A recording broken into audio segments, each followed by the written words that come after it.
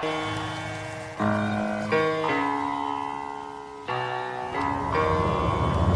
the right club. Be the right club today. Yes! Johnny, that's better than most. How about in? That is better than most. Better than most!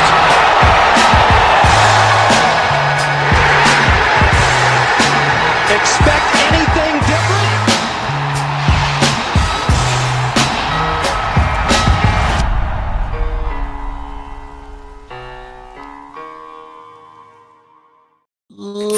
Ladies and gentlemen, welcome back to the No Laying Up live show, presented as always by our friends at High Noon. Ludvig Åberg put on his O face at the Genesis. We had Joaquin Neimann win at LIV Adelaide, as did the Fireballs. Gino Thitikul wins by 4 at the PIF Saudi Ladies International. Solly here with my guy DJ Pie. Hello, Pie Man. Greetings, guys. What a great weekend of watching golf. Good to be with you, and happy to talk about it. So much to talk about. The big guy is here. What's up, big guy? Big Randy, how are you? I mean, Deej, couldn't have said it any better myself. It's cold as shit here in Denver. It was a nice weekend to be inside looking at the sunny San Diego Torrey Pines golf course. Solly, back to you. Guys, I just had a little sip of my favorite flavor, and that's the kiwi, because the all-new High Noon Beach 12-pack, it is here. It is making waves. It's got kiwi. Have you guys had the raspberry yet? This is going to be drink number 2 for me, is going to be the raspberry tonight. It's fantastic. There's been so much snow. The trucks haven't made it up here yet with the raspberry yet, I don't think. The sun sips aren't quite making its way to Wisconsin or Denver anytime soon, but they also have peach and lemon in this pack. This pack is going straight towards the top for me, the beach pack. If you have not checked it out, you can find at highnoonspirits.com will help you find a pack near you. It's phenomenal. The kiwi is amazing if you haven't had it. It was in the temporary pack, the pool pack that was only you could have in the summer, all that. Now it's here to stay. High Noon, sun's up. Check it out, highnoonspirits.com to find a pack near you. Deej, take us away. Guys, Ludvig Åberg, your winner at the Genesis, the sort of Genesis, moved to Torrey Pines Genesis. Just an absolutely thrilling week of golf, I feel like. If you measured my feelings right now versus my expectations going into this week of just like, man, it's going to be a rainy, sloggy, thick, rough kind of week at Torrey Pines. I just don't think those two things could have been different. So, Solly, I'll throw it right back to you. Agree, disagree? How you feeling? How'd you sum up the week here?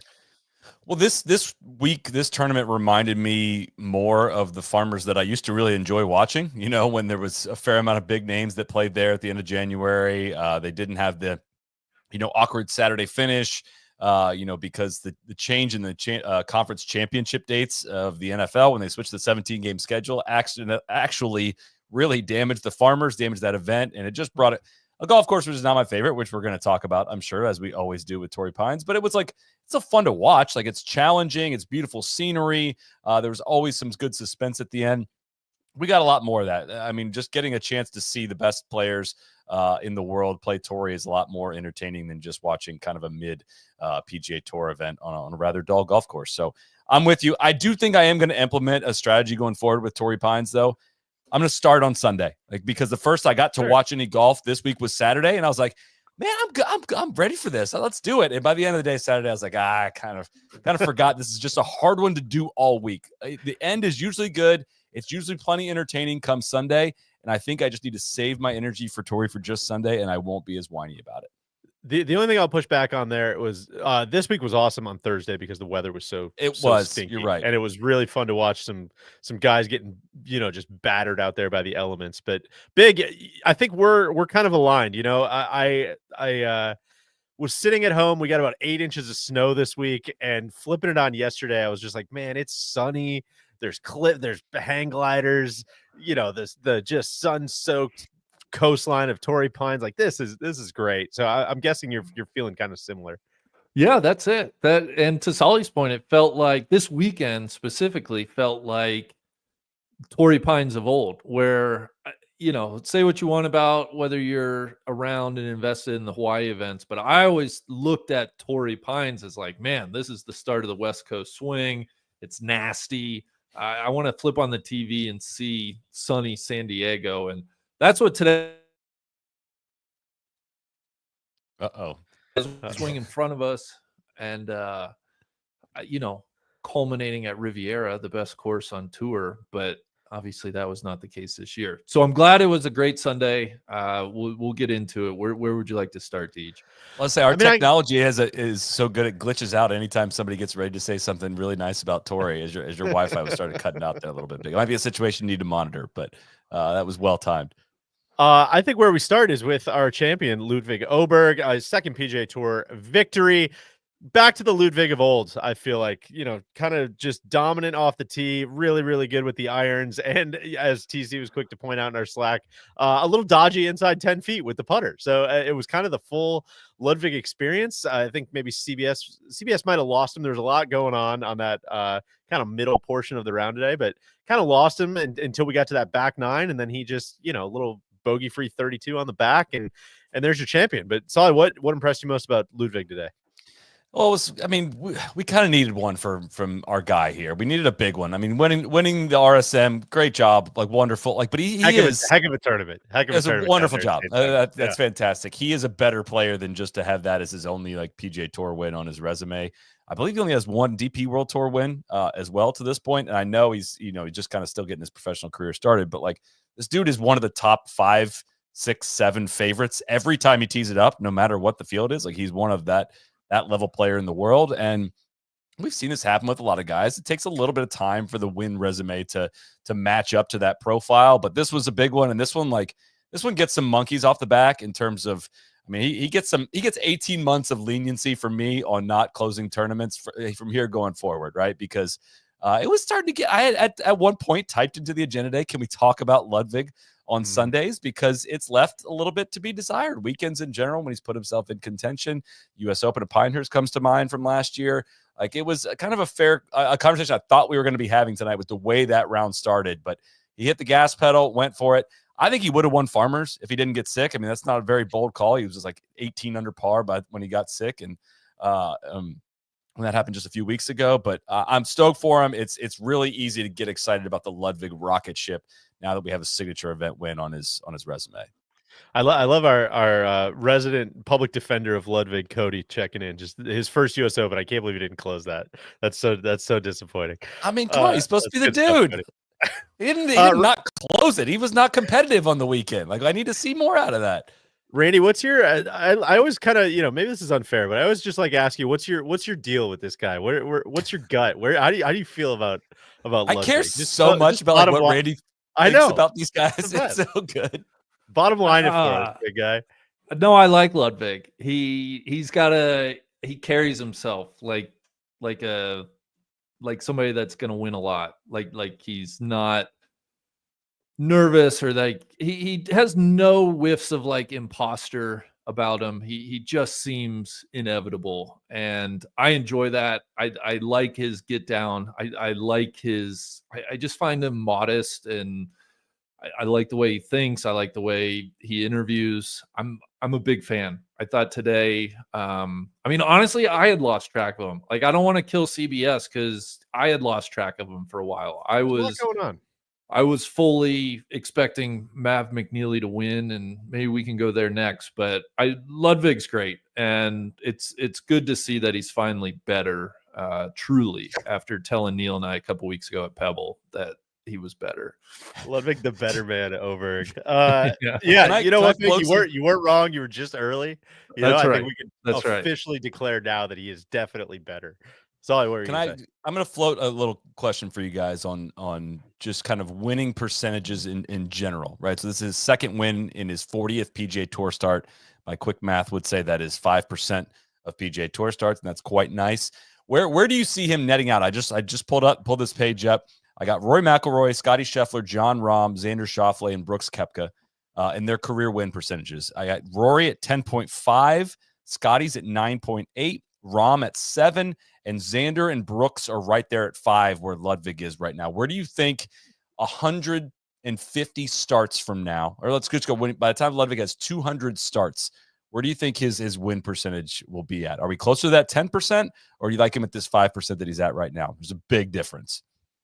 There's a massive difference, and I know it's very lame to split the difference and say it's. I mean, it's probably right That's in the middle, but probably the that's right kind of where answer. I'm at. Right? Is like it's probably in between those two. I don't know that he is going to be quite as dominant, or I don't know. I just think it's a very different game than when Rory stacked up a lot of those early wins, probably. And Rory just has avoided the injury bug.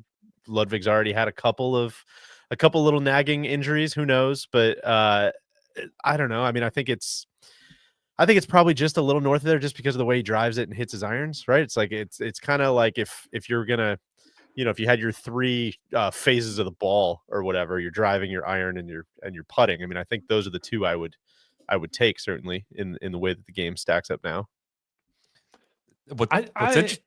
Yeah, I was just going to say real quick to your. I know he's racked up a lot of starts into his 50s, and I'm not sure if this is counting, honestly, live starts and all that. But Phil's career winning percentage is 6.6%. So it's better. I'm sure at one point it was better than that, but just wanted to throw that in for reference. Sorry, go ahead, Randy. No, I was just going to make the point. I could see him being closer to 10% over the next, as you said, 150 starts, 5 years. I feel like we are entering a prime 5 years for Ludvig, and like he said, just his profile, right? The way he hits the ball, he's going to be in contention so much. His floor is high. In his career, he'll probably settle back down closer to that 5-6%. I would guess. I mean, God, that's such a good career, but I wouldn't be shocked over the next 5 years, 150-ish starts if he's closer to that 10%. I mean, Solly on a true talent level, like where do you place him? I keep thinking at him. I keep picturing him as Rahm. Honestly, of like when Rahm came out, just becoming an immediate force, an immediate betting favorite, immediate, the data is going to love this guy. The guy keeps putting up better scores and numbers than people even realize. That happened for a while with Rahm before people realized he was a massive star. They were calling him the buoy for a long time. That's so many people have been calling him the buoy. And I just picked up on that at some point. So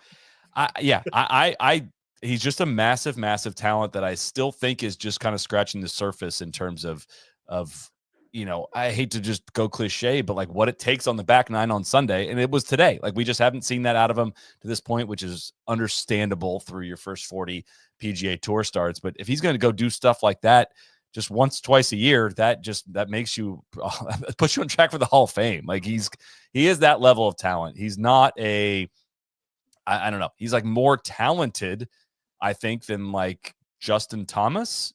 Is that a fair statement? I don't know if it's the talent is a weird one, right? Where it's I always just look at JT and I'm just like, man, that guy is a golfer. That guy knows how to get the golf ball in the hole, and maybe in a way that almost feels a little bit old school as he's starting to age and the game's starting to change a little bit. Whereas Ludvig is man, that's kind of exactly how you would draw up the modern golfer right there. Is that fucking drive he hit on 18? It's just dude, that was awesome. That's it. Go ahead, keep up, man. What are you going to do about that, guys?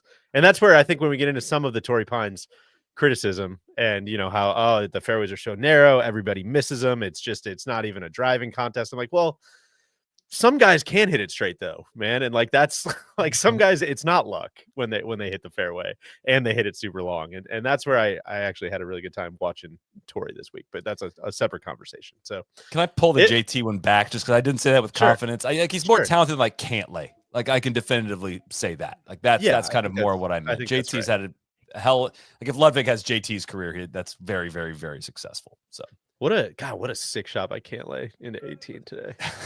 Just dumping it in the billabong there on 18. Okay, so let me pose another question to you guys. What how much better can Ludvig get?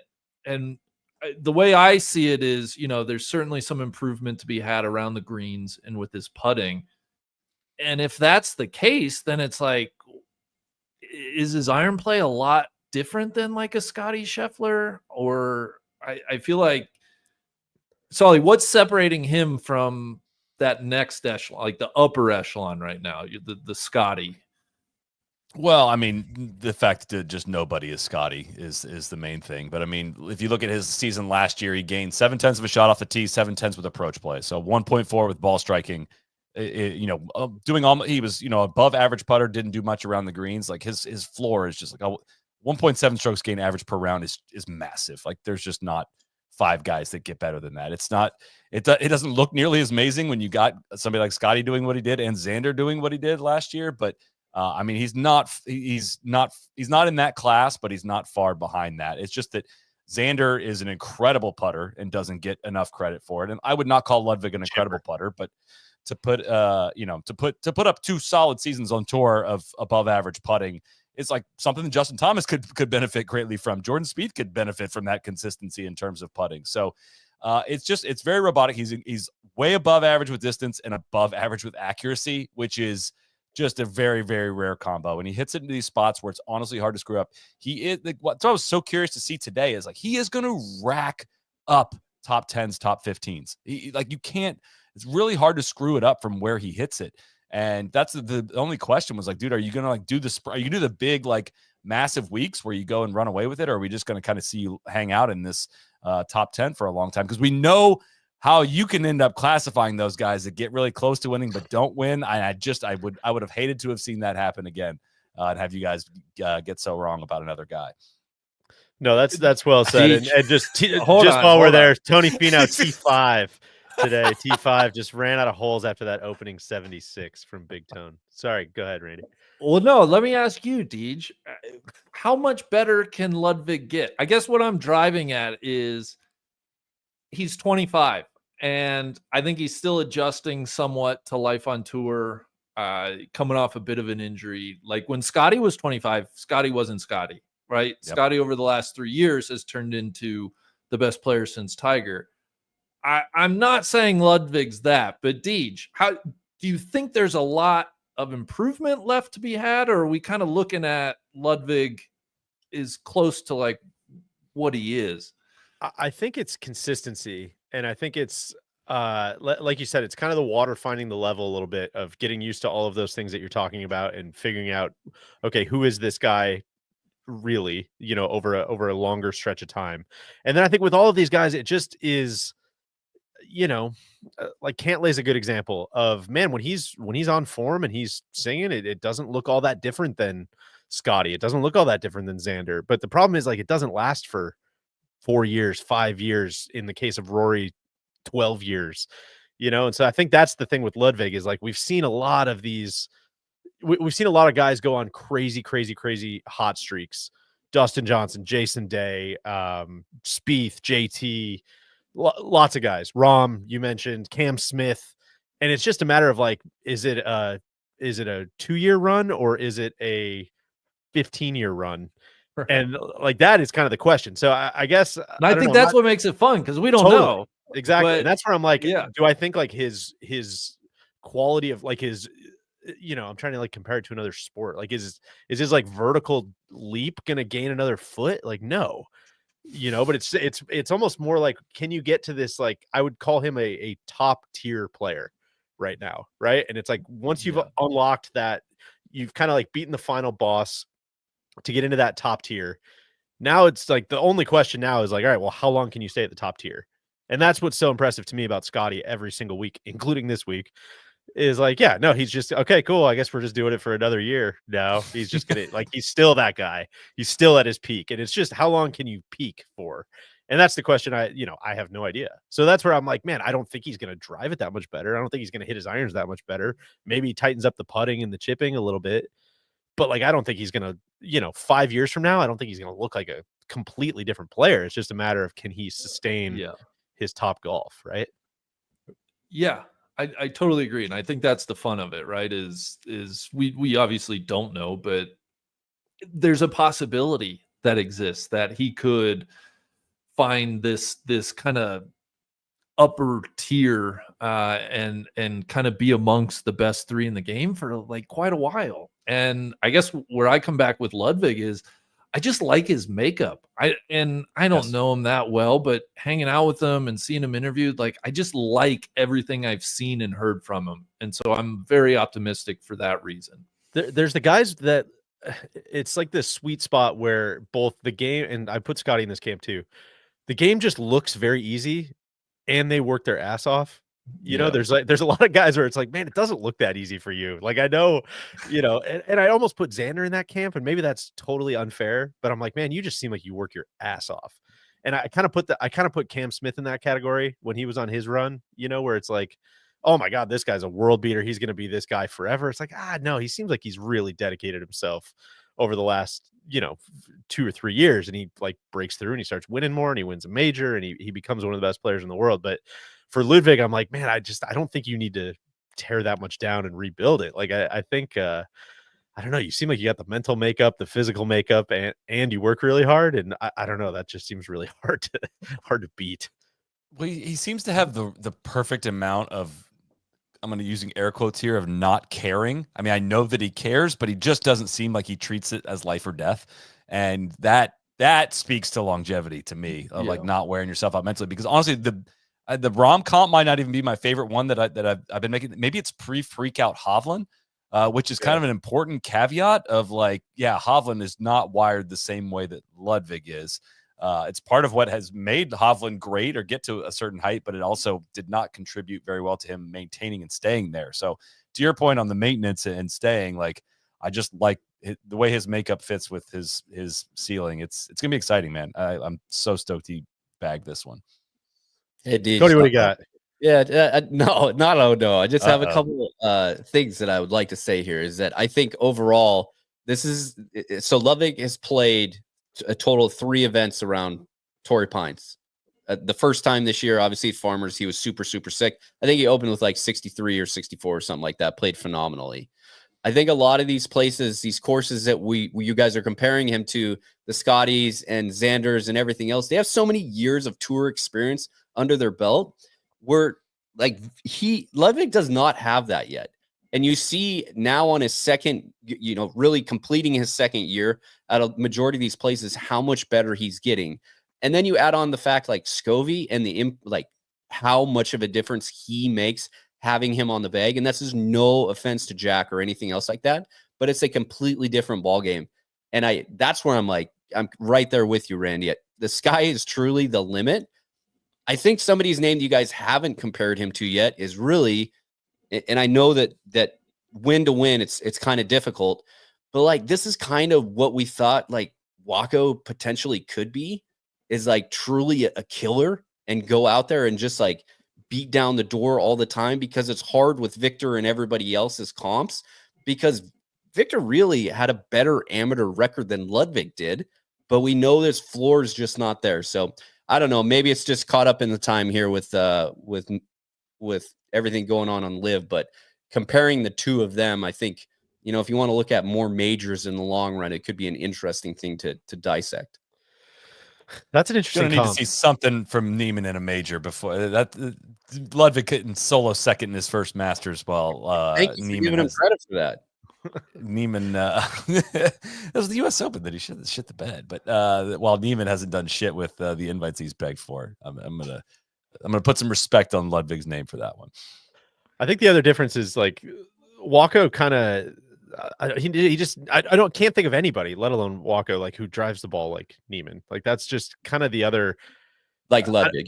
Or like Ludvig. I'm sorry. Yeah. Like that's the other reason for just the excitement is like you hear us say in this podcast every week just how important it is to drive it well. And he's the guy that is doing that better than anybody, So it's, I don't know. You never quite saw that with, I can't really think of like anybody you saw that with. Scottie's like weirdly kind of one of the best examples of somebody who drives it long and straight, other than Rory is the obvious one. But again, that's pretty elite company of people kind of beating that final boss. But guys, of course, I agree with you completely. Just trying to play devil's advocate here. Appreciate everybody out there being Cody's an idiot. That makes me feel real good. But I love it. I'm standing up for all the LIV boys the best that I can. There's not a lot to stand on though. Cody, I like your hoodie, by the way, and many people in the comments calling out Dustin Johnson as one of those premier drivers, which is that's interesting. I was getting ready to say that. Yeah.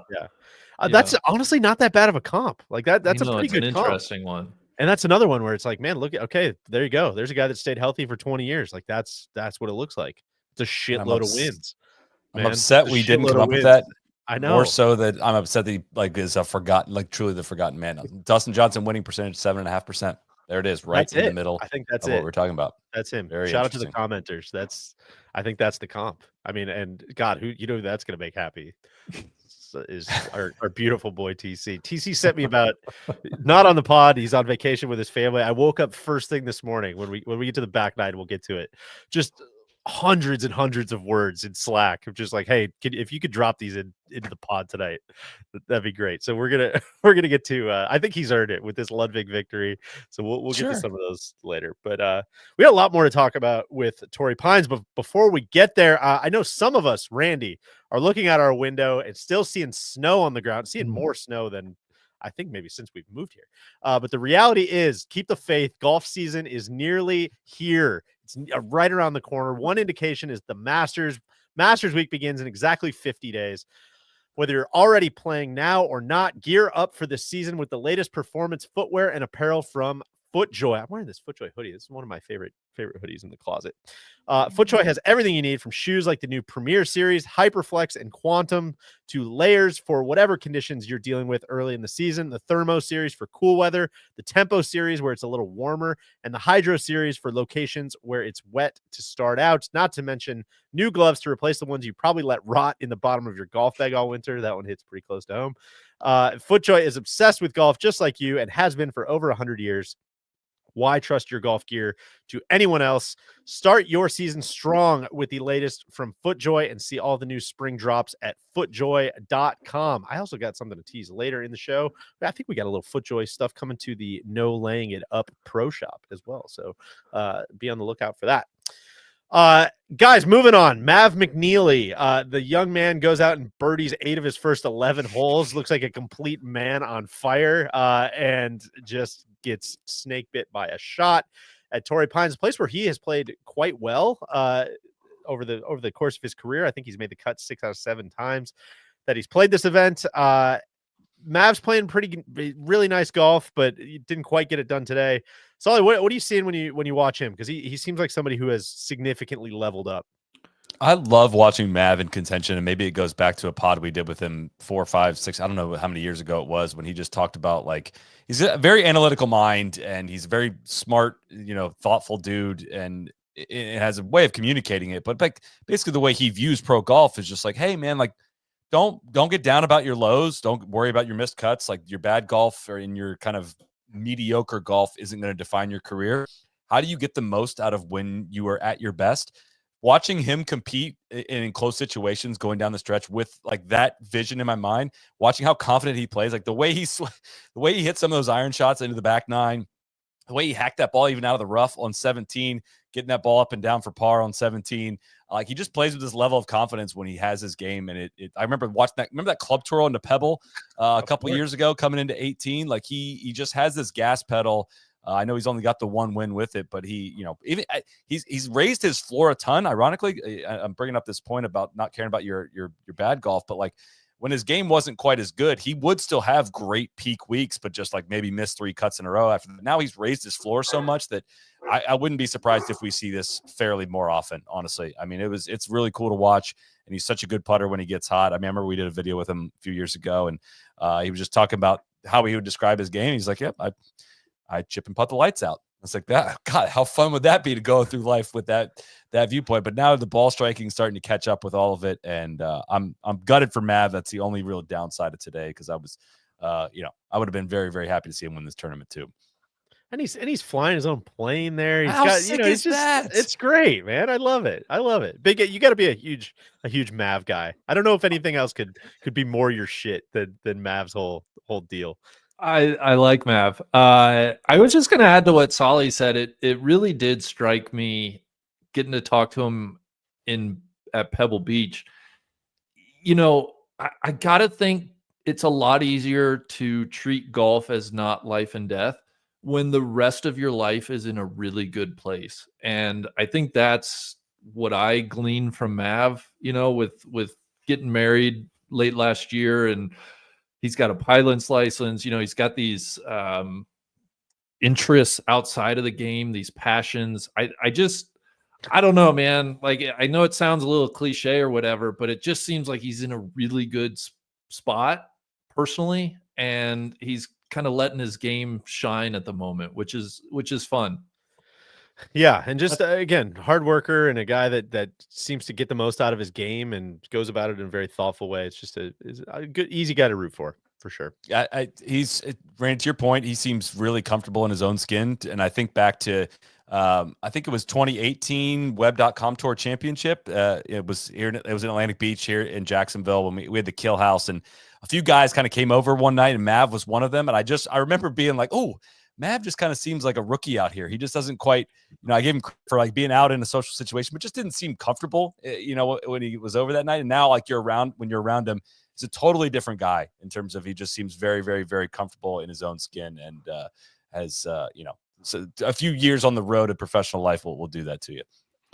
And I also just kind of throw out the fact that, going back to, it's kind of a stretch maybe from some of the Ludvig stuff, but he did get his first win late last year, right? And so there's a lot of guys, especially when you've been chasing, which we're going to get to with Patrick Rodgers and Denny McCarthy in a second, but when you've been trying to knock down that door and trying, and then you finally do, there's been a lot of people that, you don't really hear much from. I think you do see a lot of guys that go on and play really good golf and find their footing a little bit, but it can kind of go either way. And Mav has, I think it's 6 starts now since his first win, and half of them been top 10s.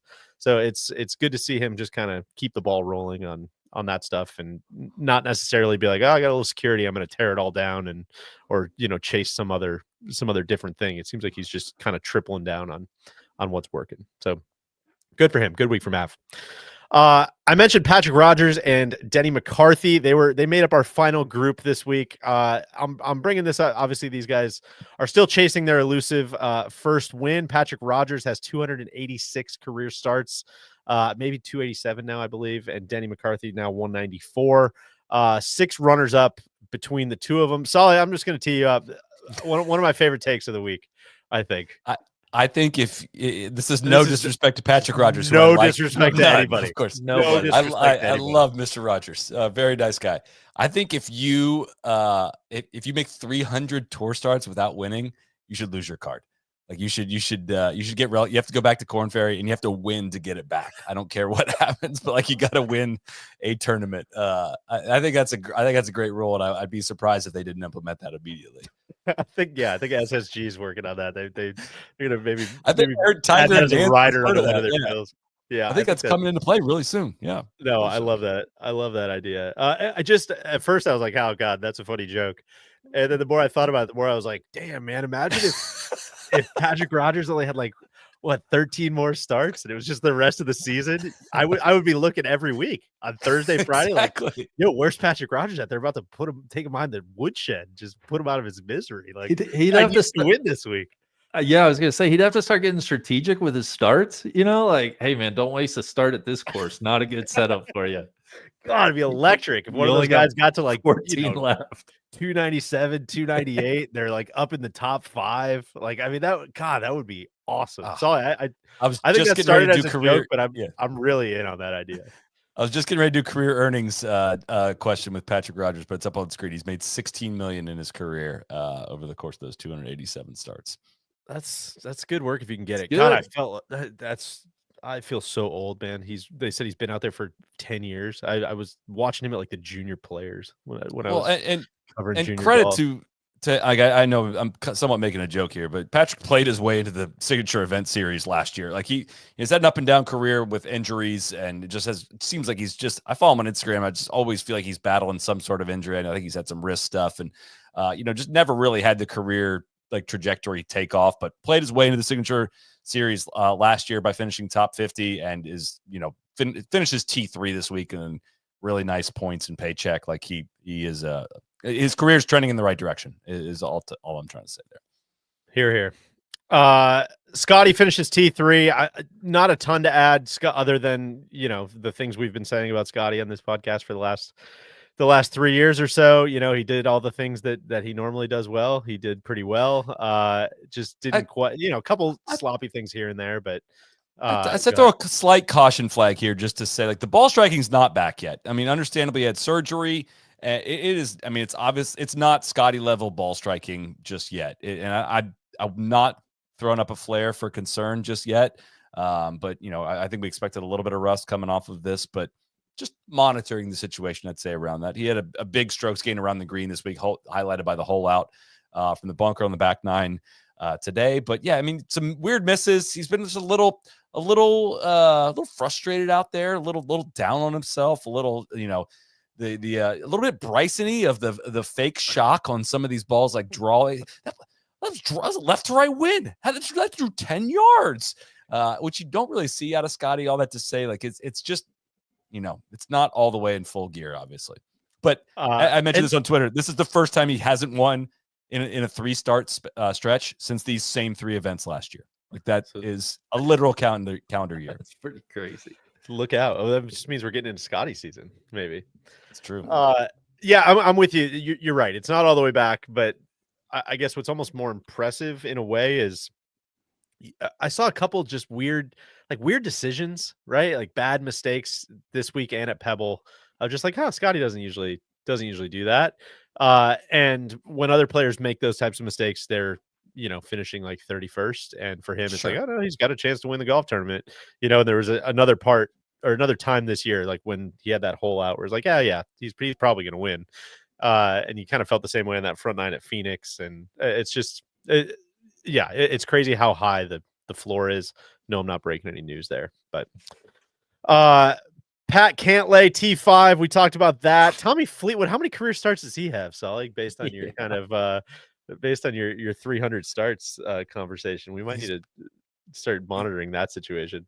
He's about halfway there. I think I had to count at 100. This was maybe 140 PGA Tour starts, maybe 148. Forget what it was exactly, but monitoring the situation when it comes to maybe what we do is because I just don't think we can trust the do nothing PGA Tour to implement this brilliant rule. So maybe we just stop acknowledging these people. Maybe it's a Sixth Sense situation, and they just we're missing somebody here on the show tonight if we want to stop acknowledging 13 more starts for whatever it is for Patrick Rodgers. Like then we're just not talking about him anymore. He just doesn't exist. But what else? Anything else in your guys' notebook from Torrey? Saul, you want to talk a little golf course? Oh, we can do that if that works. Brandon, do you have anything else on any other players that you want to get to? Guys, I had a lot on Jake Knapp. He finished tied for 17th. No, please go ahead, Solly. The only thing we should get to before we totally move away, I guess, is the J-Day had a fire outfit. That's obviously on the list of things to get to. They continue to do provocative and interesting things, which I think is all you can ask. And then we should talk Rory, one of his worst putting days ever in round 3. Just a truly jarring situation to watch. I think this is per Justin Ray, the GOAT. Saturday was his single worst round in strokes gained putting since the 2014 Wells Fargo. So yeah, just worst putting day in about a decade. I think for what it's worth, he's been positive strokes gained putting in every event since August. So kind of just a weird, I don't know. I chalk this up to kind of an event he probably doesn't play a ton. Exactly. Grasses, some people are weird on weird grasses. So I don't know. I don't think there's a huge cause for concern here, but it was mucho not good. Anything else to add there? Literally what I was going to say of like, I would, if I was him, I'd probably just throw this out. He seemed to want to do the same thing. Like he didn't look as frustrated with his actual putting as like, if you watch close up putts at Torrey, like they don't roll straight, like on that POA. And it's not a tournament he chooses to play. He's kind of forced into playing Torrey. I think he would just prefer to just not kind of play this golf course for a variety of reasons. And I would not, he just won Pebble. Like I'm not going to freak out about a bad putting week for Rory. I would say Rory coming like that's a bigger takeaway more for me from the start of this year of like, this feels like it's going to be a massive year for Rory. Oh, put some details on that. Yeah, Giraffe going to win a major. Yeah, tell me. I feel like I've heard this a lot over the last several years. Let me come back on that. If anything's different, I'll circle back on that, Big, if you allow me. Sure. I think, yeah, I got to decide if I'm going to pick for Rory to win a major this year or not. But I think he's going to, like, that gap, you know, but like Scottie and Rory kind of going this way last year. My guess is Rory, you know, some trending down from Scottie, which we're kind of already seeing of some sort off of like a historic season, and like Rory continuing to go upwards is what I'm expecting this year. Kind of in that camp or in that similar category. I don't know that I'm putting this in the kind of Rory Scottie category, but I'm going to continue. Solly, I'm sure your arm's tired from sounding the alarm, so let me take a shift. JT's coming. Led the field this week in strokes gained approach. His kind of West Coast swing, second at Amex, not a good week at Pebble, but then T6 at Phoenix and T9 this week at Torrey. Again, on probably a golf course that like shouldn't really fit him all that well. So we're getting into Florida. We're going back to Quail Hollow. I'm just going to say, don't forget about JT. We had a note in here, Spieth just grimacing in pain with the wrist en route to another missed cut. Had some reporting on the ground, some friendlies sending us some videos of some footage that was just wasn't great. Spieth kind of shaking out the wrist and just not a good feeling. I hate that. Watching that. I don't know one. if there was any questions or comments about that after. I haven't seen any quotes from him on what the status is or not. But I didn't see a transcript from of any kind of quotes, but yeah, I don't know. Hopefully we hear more from him in the next couple weeks. I just wanted to shout out Andrew Novak. Played well both times that the tour went to Torrey Pines. There was nobody that finished in the top 10 both weeks at Torrey, but he was third at the Farmers quite notably as he was kind of narrating his shots coming down the stretch, and backed it up with a T13 this week against a very good field. So shout out to Andrew Novak. And then Solly, the pace of play was better this week.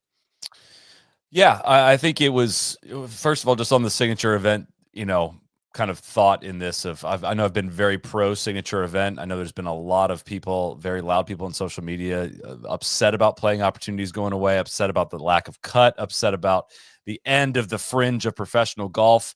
I mean, we literally just got apples to apples comparison of two different tournaments at the same golf course, just a couple weeks apart, just completely different experiences. But in terms of pace, it was 5.5 hours for the final group to get through at the Farmers. I think it was under 4 hours for Ludvig's group, or the final group, to get through when they go twosomes off the first tee.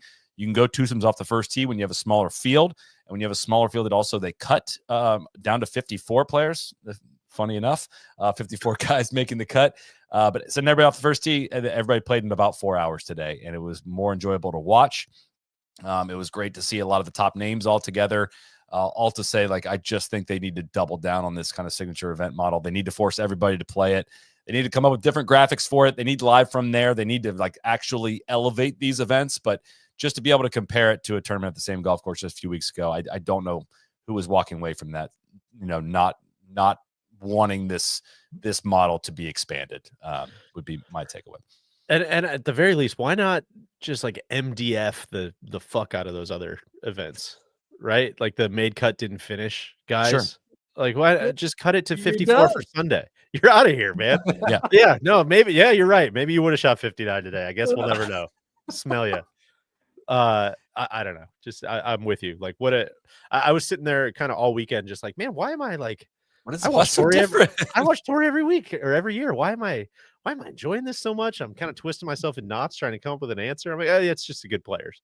It's just all the good players are here. Like, this is quite fun to have a center of gravity, because then when you do have a, you know, Denny McCarthy or Patrick Rodgers or Davis Thompson on Saturday or whatever, like, they're in context with the other guys. You know, it's not just like a whole leaderboard of Davis Thompson. It's like, oh, there's Scottie and there's Denny McCarthy, and like now it's kind of fun to watch both of them. And no offense, listen, Big, it's not, you know, no offense to anybody, but I'm just I'm telling it like it is. Yeah.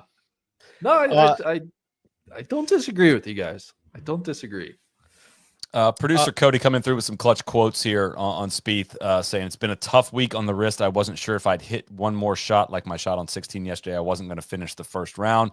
I was okay to go today, but this cold, wet weather and third week in a row, it was not good for it.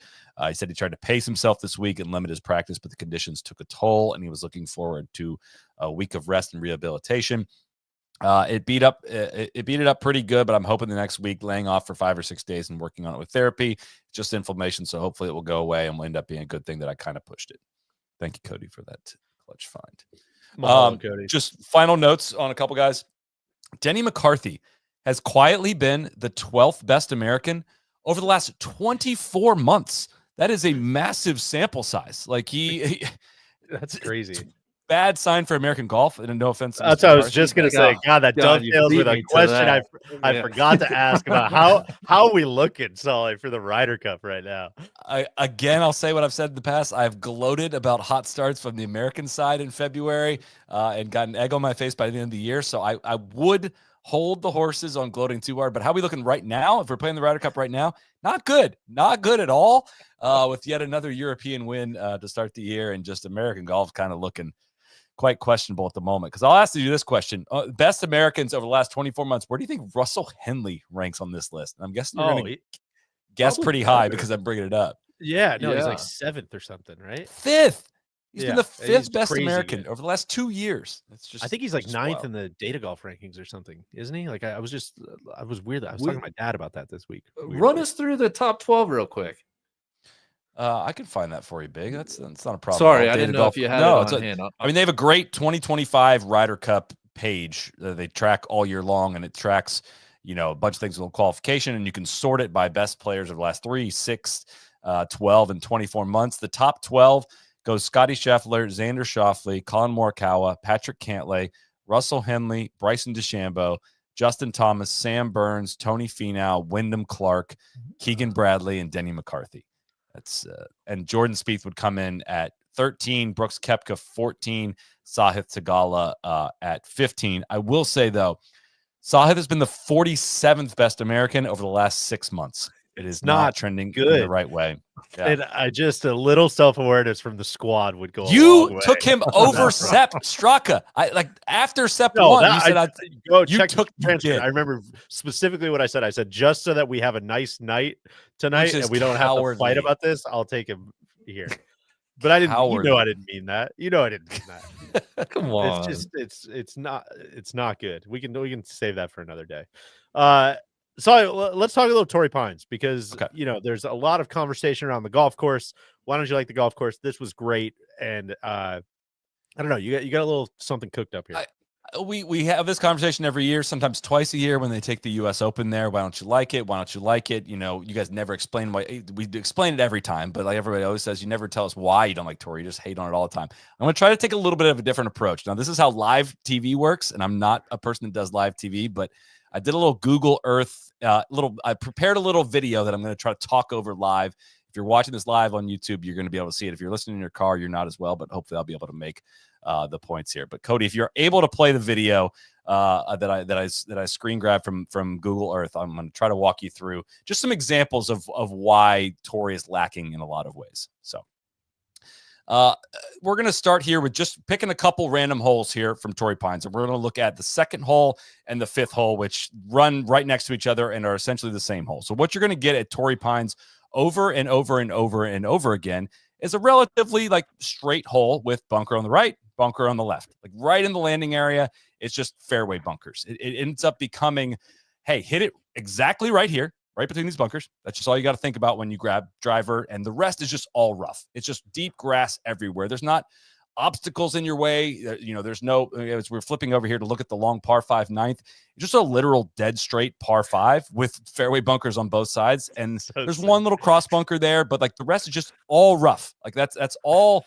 the obstacles are. There's not every single hole near the green. The fairway just kind of narrows up, and there's deep bunkers around it, and there's thick rough around the greens, and each green is perched up a little bit. That's all there is. So if we go a little bit farther north and go and check out where this golf course is normally held, which is of course Riviera Country Club, an unfair comparison by all, any comparison. But if you go into this corner of the property, we look at the par 4 7th hole. And I'm not even picking the best holes at Riviera. I'm just showing you examples of how that fairway bunker cuts into the landing area and makes you decide about, hey, what's my shot shape going to be on this tee shot? And it probably should be left to right to avoid balls rolling off into that area. What club am I going to take? Am I going to try to jam it up into that neck?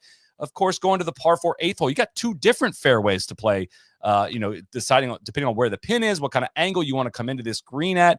looking at the 17th hole, a par 5 that looks somewhat similar to that 9th that we were looking at, but there's contouring to this one. There's a bunch of different bunkers that are in your way, and there's light rough everywhere, which is what helps highlight the strategy and the contouring of the greens, right?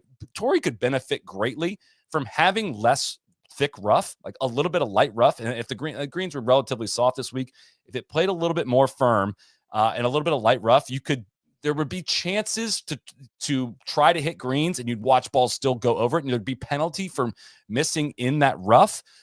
Instead of just like the hack it out approach that we get that just isn't much strategy to it. Hey, advance up there as far as you can, try to get in a bunker, try to leave it in a spot that you can get up and down. There's just no decision making to be made. It's just like, look at the aerials of that course. It's just all rough. There's a direct path at all times just through the fairway, and there's just no strategy to it. And that on repeat gets really, really, really boring to watch. Now look, 80 to 90% of the people that watch golf, like, don't care about anything that I just laid out, right? You go to the players, like nobody is like, oh, the overseed this course is so much better on Bermuda. Like nobody talks like that, right? So I'm a golf nerd and I care about this stuff. I don't know where you guys net out on it specifically, but that's just some examples of like looking at aerials of Torrey. If you can't understand like how little thought was put into designing this course and how it's just an execution test, I don't know how you can reach any other conclusion. Can't argue with any of that. Preach it. Yeah. Preach. Can't argue a goddamn word of that, Sully. I would say the you touched on it at the very end, but it makes it very easy to watch golf. And I don't even mean that condescendingly or pejoratively like that. That's kind of how I felt while I was watching it. I was, trying to feed the kid a bottle. I'm trying to take the dogs out. I'm talking to my parents are over. And it does make it very easy to just be like, oh, did he hit it in the rough or did he hit it in the fairway? Did he hit the green or did he not hit the green? And in a way, like when you're kind of one eye on, one eye off, it does almost make it, the execution tests just make it very 1 or 0, and it does make it very easy. Sometimes it's not, it's like pre-apex. You could be like, oh, it's left. Yeah, no need to watch this one. It's in the rough. Like I know what it's going to do. It's going to bury it. Like there's just no suspense. Like that's boring to watch. For sure. And the only holes where it is interesting is the holes like 4, 17, where you see Scottie, or even I think Ludvig had that today, right? On 4 when he hit it left, and all of a sudden you're like, oh my god, like there's a hazard over there. Holy smokes! Now what's he gonna do? That's the only times where you really kind of lean in a little closer to the screen and get interested in what's about to happen. An example, like 17 is an interesting example because they've redone that hole, and it's one of the more interesting holes. Like the way they've brought that Barranca back into play. Kind of what flipped the tournament today too, right? It was Mav not hitting. Mav hitting driver, putting it in a bad spot because he's trying to avoid that stuff on the left, and ends up making bogey and loses by 1. He made par, right? He ended up scrambling. Or he made the putt. He made the putt. He made it, but it could have. It very well could have. No, but you stand on 17T. That does ask a specific question. Are you going to take on the risk of going down the hazard down the left? Like I would give 17 credit and that's been a recent redo in recent years. I would like to see them put the course through that level of scrutiny of how do we introduce some elements to this that make it a little bit more interesting. Well said. Well, I'm sure we'll have that conversation again next year, but you guys can or maybe this year if they put another event there, who knows? Big, before we close the book on the West Coast swing, you had a good idea here. Throw out a couple superlatives. What do you got cooked up for us? Yeah, I think we need to commemorate this being the last West Coast. Well, it depends how you guys feel about Mexico. I don't count Mexico as West Coast, so this is the traditional end of the West Coast. And I thought, hey, I honestly, Big, I don't even know if that's a PJ Tour event at this point. It's really bleak, really, really tough. Let's go through and West Coast swing only. I want your MVP, your LVP. I want your favorite moment. I want your least favorite moment, and then whatever the most important thing is that came out of this West Coast swing. So, producer Cody, I'm not sure if you want one of us to start or not, but that's what I was tasking all of you guys with. Let's go Solly first. I'm excited. All right, my West Coast MVP. You're not going to see this coming. You're really not, Deej. The writers of the award are sick of giving it to Lamar Jackson and Josh Allen and all of these guys. It's the most surprise.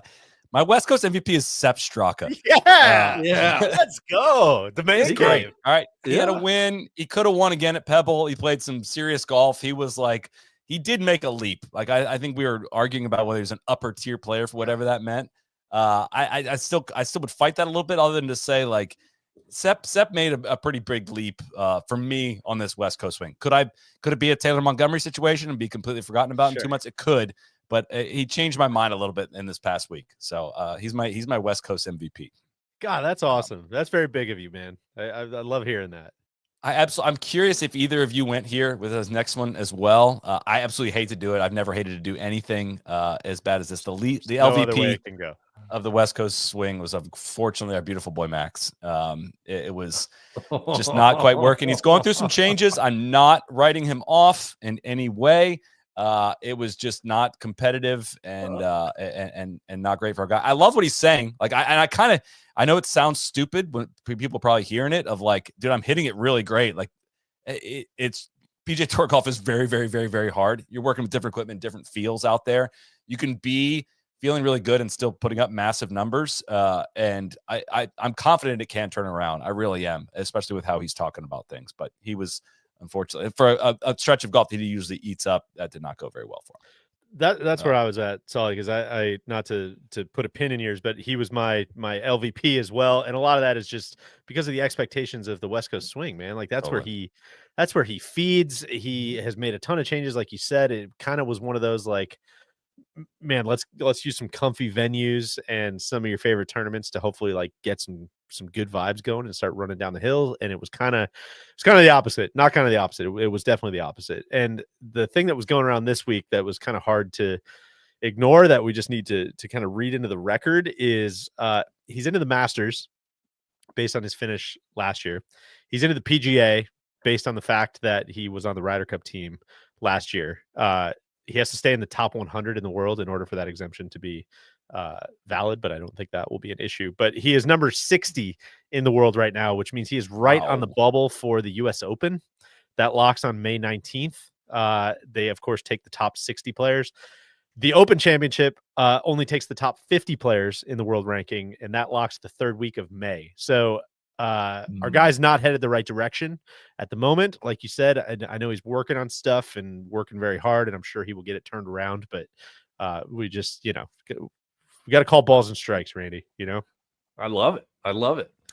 I had not even considered that he wouldn't be in the U.S. Open. That's very interesting. But my favorite moment of the West Coast swing was what Rory did on the 14th hole at Pebble. Like that was really easy in the moment to bemoan like all the technology of all of this, but I think if I had a chance to do that takeover, was like I still want there to be a world of in golf where like one guy, two guy, three guys can do something and be amazed by it. Like that's kind of the point.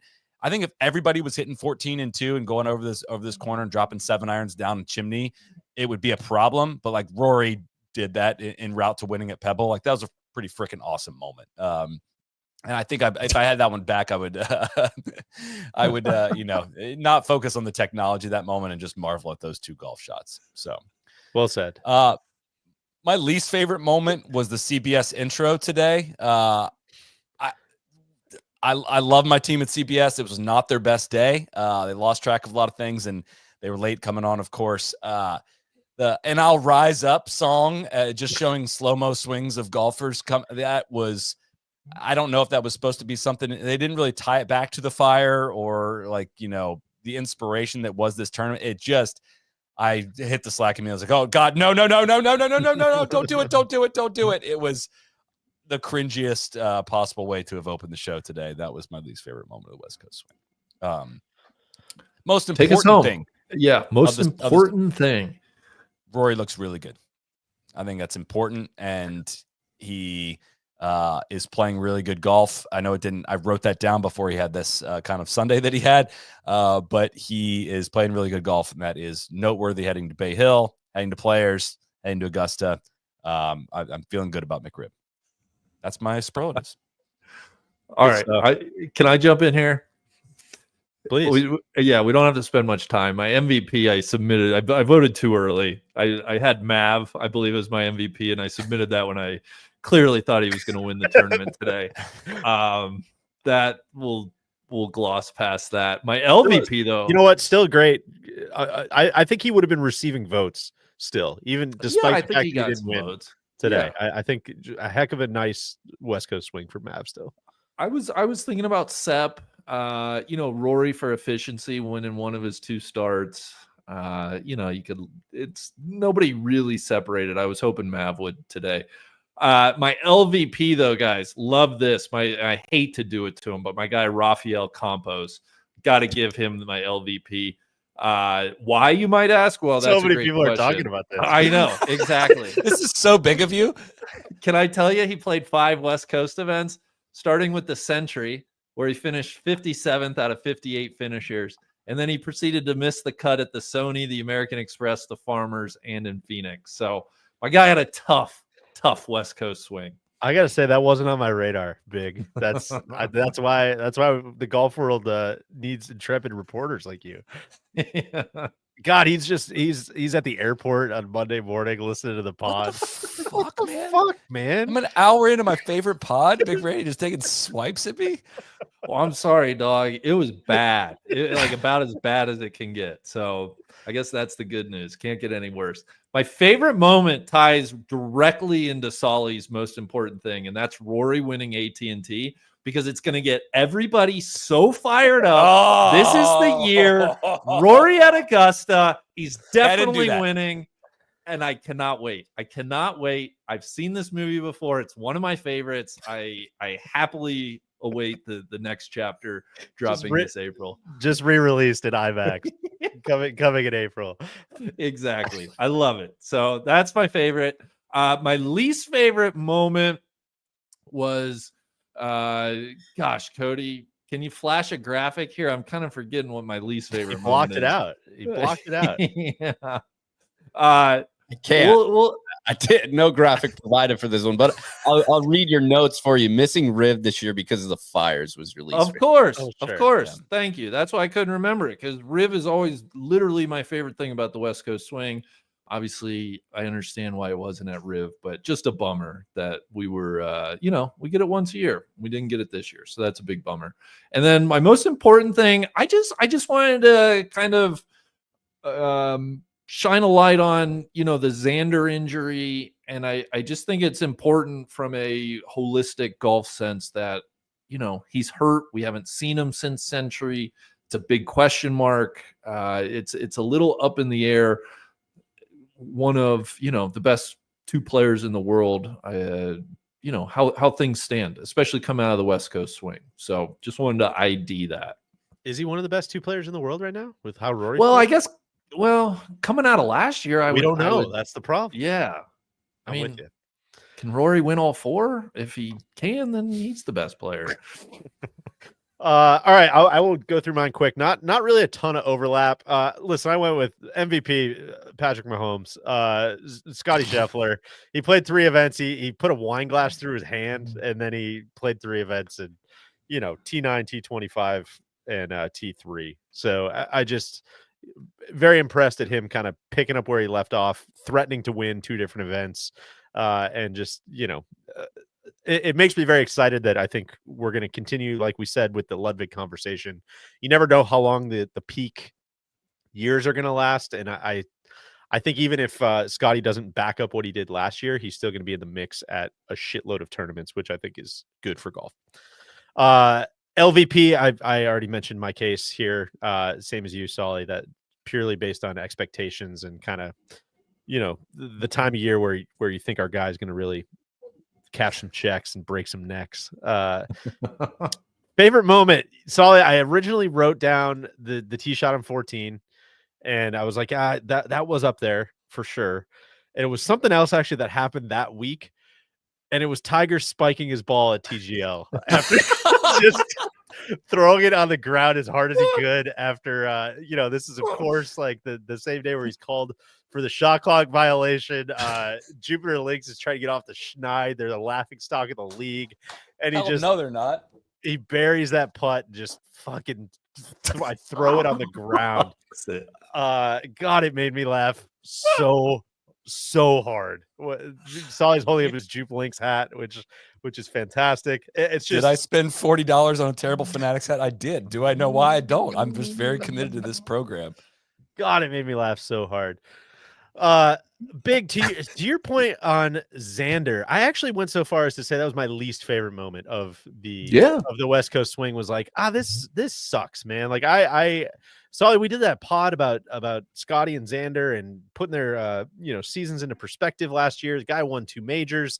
He's always been a guy that we're always like, oh, I don't know, I just can't get into him. I can't get into watching Xander. And then he finally has the year that everybody's asking for, and I got myself all hyped up to watch him, and we didn't get to watch him, and that kind of sucked. So I'm bummed about that, and I look forward to his return. My most important thing, I think you guys touched on great ones that I very much agree with, and I honestly don't think this is going to age very well based on some of your complaints that have already been lodged, but I think CBS just lifting and separating is the most important thing of the West Coast swing, because they almost single-handedly, I listen, not a spoiler here, but your boy has not been super pumped to watch golf over the last couple of years. And I was legitimately amped to watch the last 4 golf tournaments. And a lot of that is because of CBS and them continually investing in the product, adding graphics, adding context, getting all of their talent getting better. Trevor, Nance, like just the whole thing has been leveled up significantly. So while I agree with some of the criticism of today, I weirdly, like, truly, man, as a golf fan, that made my life much better over the last month or month and a half. I mean, look, this was a bad day for them, and look at like how we will talk about it. It's like, yeah, you've raised your floor so much that it's not like we're having our 2020 freak out right now where we just have seizures on the pod about how many important shots you missed. They lost track of Ludvig. That was not good. The Tiger thing was clunky. Who amongst us though? I lost track of him. Yeah, it was not a good day. But it's like, dude, they're trying, they care. They'll shake off a tough day. They'll probably would say the same thing about the way things flowed for them today. I'm sure Tiger didn't make it easy coming in the booth and doing all that stuff and everything. But I'm with you, Deej. Yeah. They're doing great, man. It's awesome. It's the best part of the West Coast swing are the visual elements, and like getting those aerial shots, the tracers, the way they've done that. I mean, it's complete air superiority over NBC, and I think NBC just might abandon their Air Force because the battle for the skies has been won. Well, with that, I think the West Coast swing is closed. Randy, great idea. I appreciated thinking back. I don't know how else we were going to get a Rafa compost drive-by into the show like that. So great idea. Oh, my guy just won the Butterfield Bermuda last November. I was expecting big things. Just wasn't the swing we wanted. Well, before we move into the back nine and start headed for home here, Solly, we got to talk about the stack.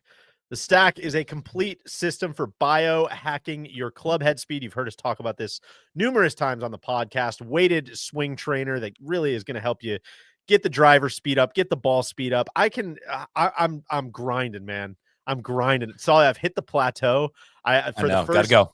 For the first maybe 15 training sessions, I'm like, oh my God, I'm just going to get faster forever. This is so fun. I can't believe it. Numbers just keep going up and up and up. And now I'm like, God, I'm hitting that valley of ashes, man. I'm hitting that point that everybody hits where I need to push through it. But what's so good about the stack is like, it's still fun to go get out in the garage and try to get a little faster every day. You're going to have plateaus. You need to remind yourself, like, it's actually a good thing that you're sustaining speed that you've gained, right? It's hard to do in the moment when the thing stops trending upward, but like, you're not going back to your baseline. I will say, as my home life has been quite challenging over the last 3 months, I've not been doing it. My body has broken down. I miss it so much because I was in just not the best shape I've been in, but like the best golf shape I've been in because you're like I was Tiger. Yeah, I can hit the shots. Am I into it? Oh my God, I'm into this right now. I'm into hearing DJ talk about it. It's freaking awesome, and I'm ready to get back into it and get my body moving again because it's like a lot of questions from people like in their 60s, like emailing, is this for me? Like, it's for you. It's for you. I'm yet to meet somebody that this program is not for. So stacksystem.com, you can use code NOLAYINGUP for 10% off. Awesome app, great tracking software, very gamified version of it. I cannot say enough great things about it. So stacksystem.com, code NOLAYINGUP. And a little more content with Dr. Sasho to come. I've got a little game improvement video that I've been working on for quite a while, so we'll have that coming. I don't know, maybe sometime in the next 2 weeks for sure. Maybe this week if things move quick, but we'll see. I also will shout out, just receiving word in the text here that our guy Drew Pond hit 160 ball speed for the first time today. He's been stacking his face off. So congrats to Drew. Guys, should we go to the back nine? Can I grab a nooner before we go to the back nine? Let's go. A nooner and a hot dog. That sounds great. Big, you know what the first hole, the 10th hole, really. You know what the 10th hole is going to be. Live Golf's back, all right. Let's go. Oh God, I always forget to turn off the loop. Live corner, Joaquin Neimann wins by 3 at the Grange with a bogey-free 65. It is his third Live Golf win. Teammate Carlos Ortiz finishes T2, but Los Fireballs are the team winner over Legion 13. Anything to kind of add on the X's and O's, birdies and bogeys of Live Golf Adelaide? What do you, if you're Mito Pereira and Sebastian Munoz, what are you doing tonight? Like, what happens when those guys got back to the team room? You know, when Neiman and Ortiz, like, what the fuck, guys? We're 1-2 and we finished third this week. That is tough. Joaquin continues to play very, very good golf on Live. Can I throw a little quiz at you guys? Love quizzes. I will say, I found this very interesting considering how the last 5 years have gone, but Liv's made it very hard to find earnings on their website, which is kind of funny. It used to be like just kind of plastered all over, like how much these guys were making, and they seem to have kind of done a little redesign of just like, maybe we make those a little harder to find. But I did my best and I tracked it down. Let's do Joaquin PJ Tour earnings versus Live Golf earnings, and this is inclusive of bonuses, FedEx Cup money, team bonuses, individual champion stuff, all of that. I'll give you a little context. On the PGA Tour, he made 124 starts with 2 wins. And on Live Golf, he has made 28 starts with 3 wins. So feel free to guess whichever you like. PGA Tour, did he get to, I'm thinking just short of 10, like 8 million?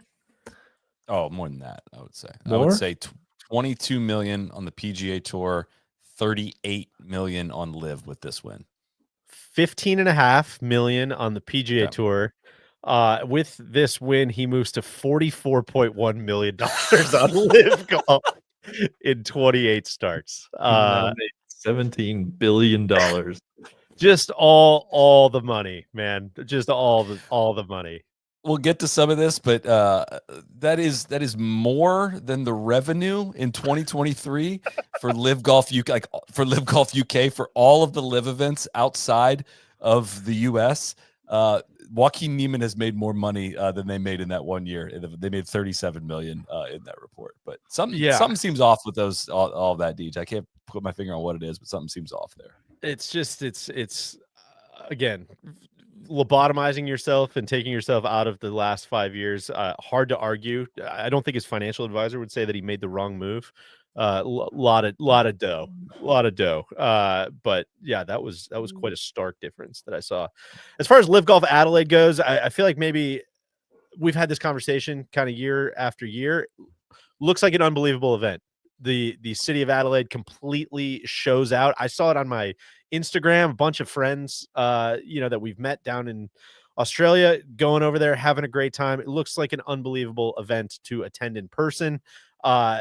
Wish everybody all the best. It seems like something the people of Adelaide really, really dig, a very golf starved part of the world. And so happy for them to have an event like this. Doesn't seem like the rest of Australia was super into watching it necessarily. The ratings were, we got kind of notes all over the place here, but ratings weren't excellent kind of across the rest of Australia. But anything else, you guys would add as far as kind of the see, this is the model for the future of professional sports, things of that nature. Yeah, I think I had I saw this reported in a tweet by Gino Rubico. It was the 26th most watched program on Saturday, 170,000 viewers in Australia on that Saturday for, ranking behind some, like, basically, I don't know, the project is, but it's behind that.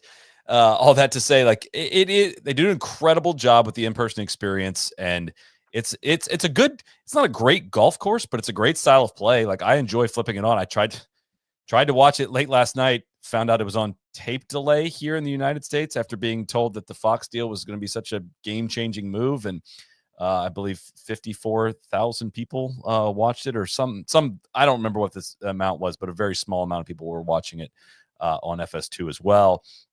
All this to say, again, something is very off here. LIV they also announced an extension with Adelaide through 2031 with the building of a new Greg Norman golf course in Adelaide, which I'm sure will be already. Scott O'Neill called it one of the great public golf courses in the world.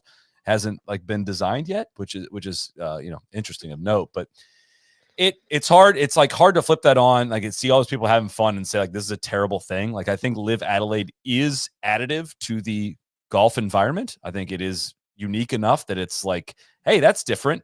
It's not what the rest of LIV is like. So is it worth upsetting the apple cart of professional golf for this one event? The people of Adelaide would certainly say so. Myself, being about as far away from Adelaide as I can possibly be, I would tend to disagree. Most of the American viewing public would also tend to disagree, as they viewed it as not worth watching. I did walk away man, if we are really working towards something getting back together, if it's as close as it sounds, again, if you listen to LIV, they're announcing extensions through 2031. Well, Monahan and Tiger be yeah, we're really close. We're close to getting the world reunified. Yeah. There's a world where, and I hope somebody clips this and puts this on Yasser's desk, honestly, there is a world where you guys can pour gasoline on something and make it really additive to the golf world. LIV's got to go away. It's done. It's clearly a failure on every level.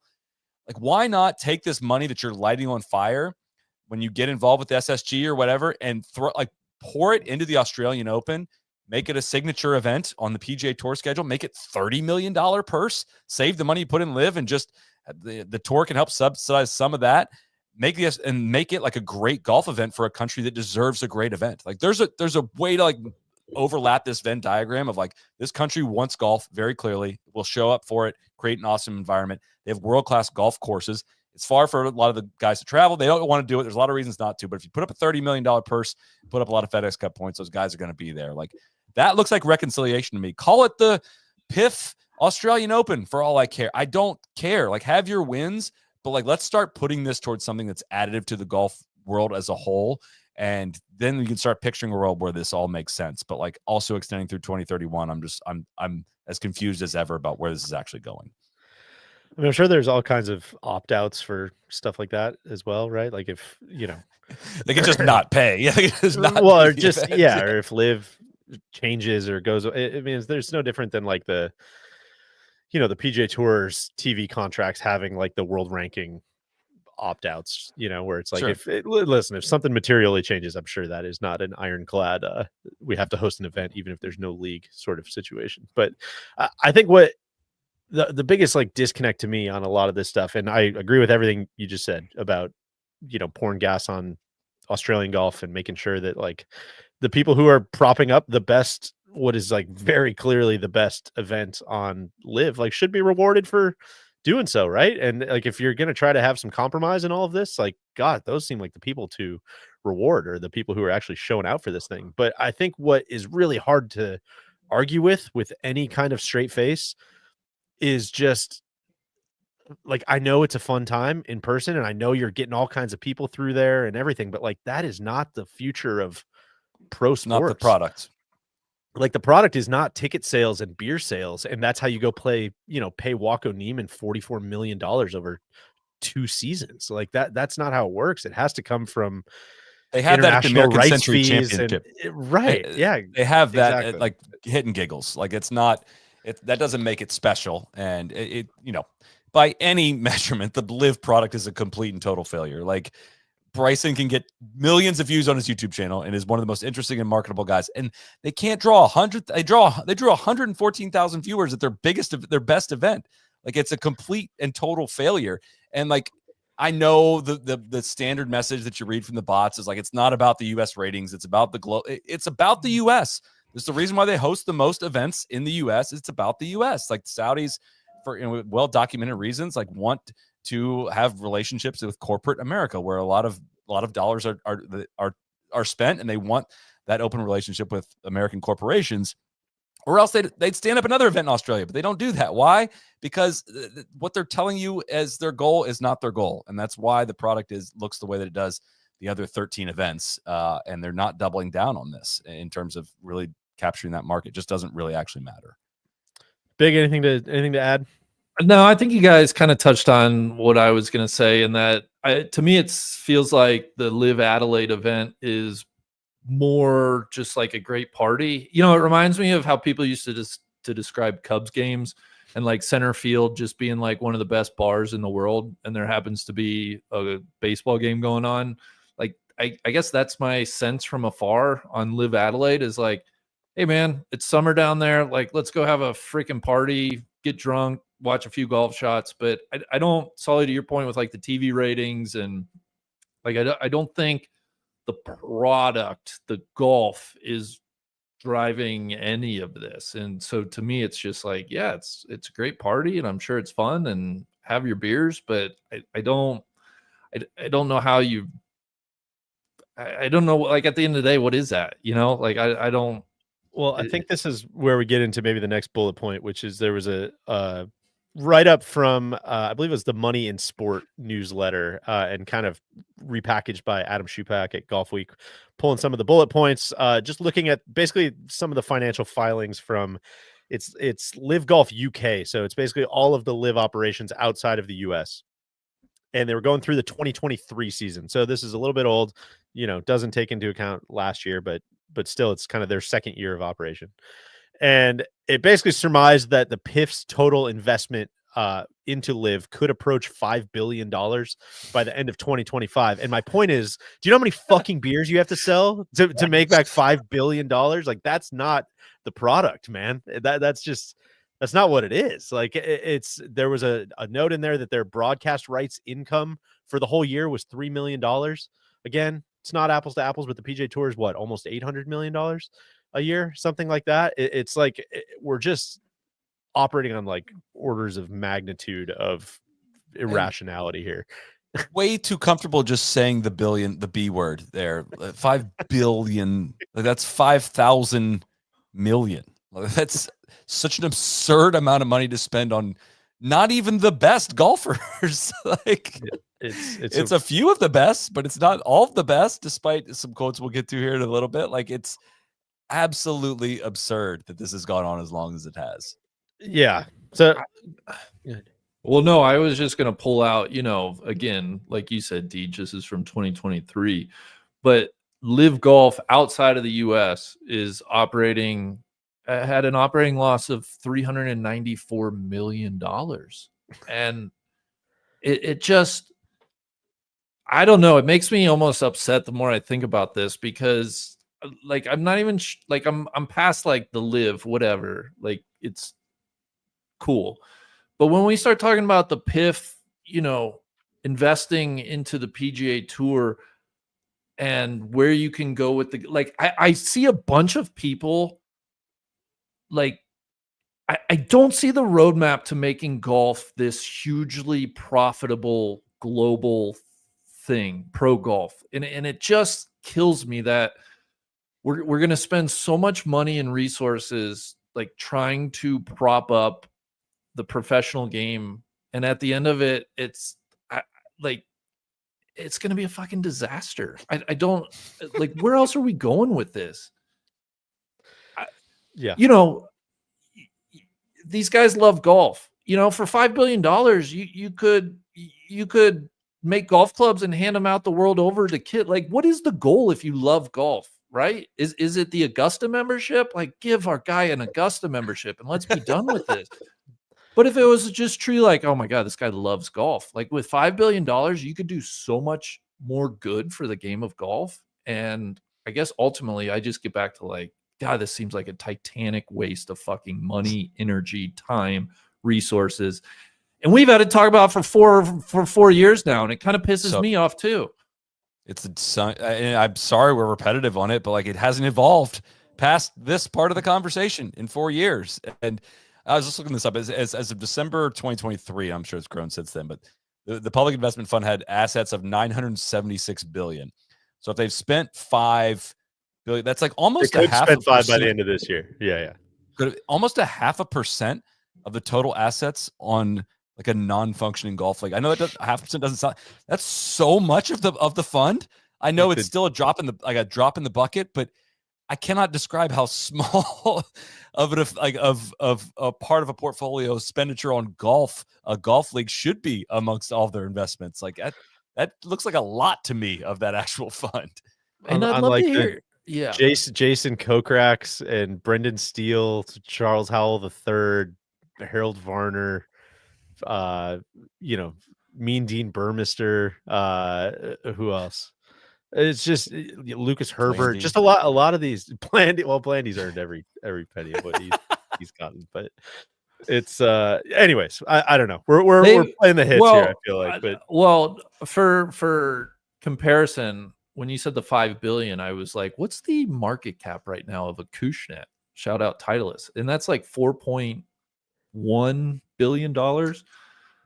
Like they could have bought a Acushnet. I'm sure they could have had a bigger influence on golf in some manner. I don't know. It just like, oh my God, it just seems like we're just setting money on fire. For what? For what? What do they think the ratings like? What's the ceiling? Where do they want these ratings to go for golf? I think that's what's so funny about it, right? Is like when they right. come. No, you don't understand. How are we going to make golf on TV interesting? No, you don't understand. Like the game's about to come back together. I'm like, yeah, no, we are. I mean, we already had like the WGCs. Like, I don't know what else. It wasn't that great when it was all together, but that's the very minimum you need to reach. No, like I'm not sure the kids to begin with. Fuck yeah. Like you guys realize this is like a niche sport, right? I'm just not sure what the expectation is. Guys, let's move to hole number 11, and this is going to be our first. Before we get on that, just the quote from CEO Scott O'Neill on the broadcast today said, "You don't have to look too far past our leaderboard to know that outside the majors, if you want to see the best players in the world, there's only one place to see it, and that's at LIV." I want to say thank you to Mr. O'Neill for this one. I was worried like we were going to get a drop off of ridiculous CEO quotes after Norman left. His statements after they gave the U.S. exemption were like way too professional and corporate and they're dull. And I need more out of the LIV CEO. So I want to thank Mr. O'Neill for the leading dumbest statement of 2025 so far in golf, because it's just fucking like what are we supposed to do with this? Are we supposed to ignore it? Like, are we supposed to not like point out the incredible obviousness with it? Like, it's just been 4 years of the dumbest shit on repeat that I honestly don't know what we're supposed to do. I think the answer is probably ignore it, but it's really, really hard to do. Yeah, it's kind of turned into a pretty big cool man at this point, right? Like, oh yeah, no, for sure, man. You guys definitely have all the best players. That's cool, man. People seem super into it. Yeah, I think keep doing what you're doing. It's been great. All right. Sorry, last thing from a strategic standpoint, like seeing these numbers, the thing that's always been in the back of my mind is if you're the PGA Tour, doesn't it seem like you could live out a few more years? Like, I'm not sure I haven't been able to close the circle on why the PGA Tour specifically is so seemingly in a rush to reunify. I think that's part of what has dragged a little bit of this out, right? Because I think that's what it's weird. Like, you can't, I don't know, I'm speculating here, but if you're the tour, you can't go up in front of fans every week and be like, we don't care if it comes back together or not. Even though that might be how you kind of feel behind the scenes based on the way some of the players have gone out and, the bed that they're going to find themselves in, especially when you look at like Shipnuck was, I think, on with Dan Rappaport this week talking about how, all these, a lot of these like initial LIV contracts were for 4 years and are probably going to expire. Right. And so it's like, so what are they going to re-sign Phil and Dustin Johnson and Bubba Watson and Lee Westwood and Ian Poulter and what are we talking about? Like, or are all those people just going to suddenly like kind of Like, all right, well, it's time to leave this party. I think the lights are coming on. Well, I think to answer your question though, Randy, is like, does the tour want another open round of exactly free crack giveaways because they've lost that battle when it's come to that? Yeah. I mean, I don't know if I'm sitting there and the competitor's just literally hemorrhaging money, and I know they have a lot of money, but it just seems like nothing about anything seems sustainable. But yeah. I also don't know. I mean, I think you're onto something for sure. I was talking to a player representative of somebody on LIV, and I'm not positive like all the deals are up at the end of this year. He made it sound like some of them. at least a few of the big names are not up at the end of this year specifically. So, which again, we've said this a million times, but it bears repeating. Like, if you're gonna be a zagging league, and you're going to treat it more like other sports, and you're going to make good on all these sales pitches you're making, like, it's kind of nice to know what Juan Soto is getting paid and for how long he's going to be on the Mets, right? Like, that makes it a lot more interesting rather than like, yeah, we just don't talk about that, and I guess these guys will just be around until they're not. Like, I was going to make a joke about Jason Kokrak earlier. I'm like, I don't even know if he's on the fucking league or not. He's like, still where there? is he?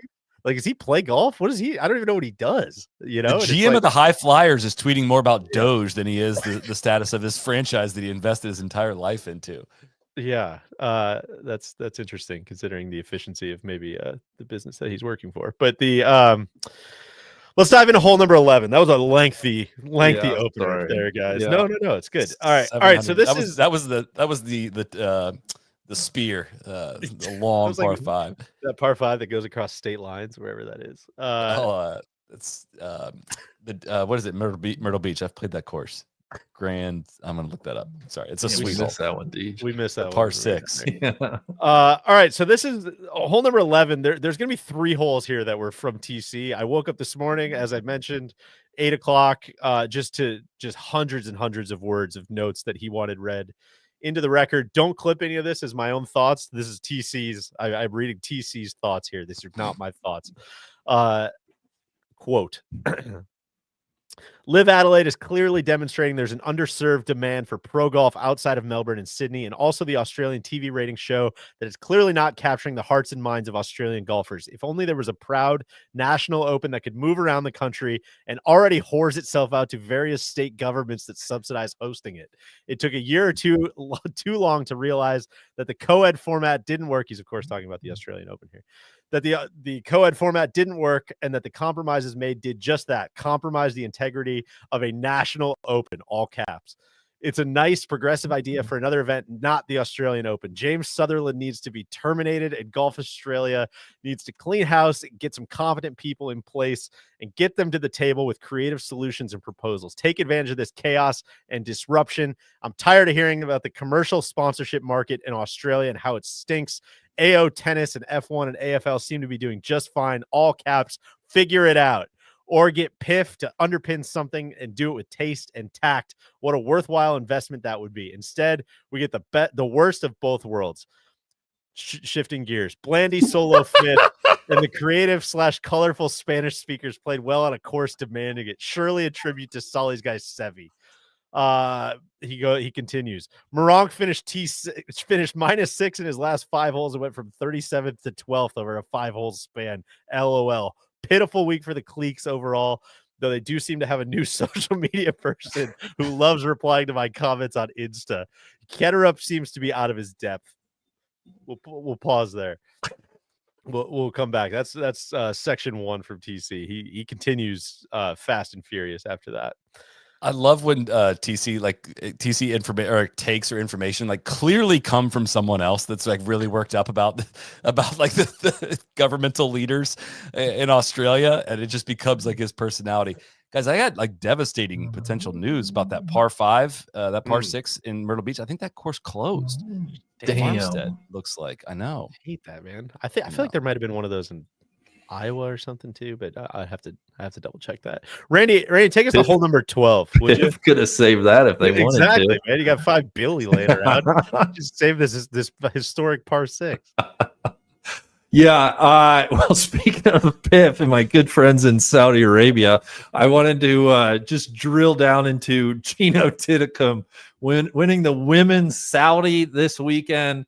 Guys, the reason I wanted to is if you've listened to the LPGA episodes at all, we are, and when I say we, Cody and I, very, very bullish on Gino Thitikul in 2025.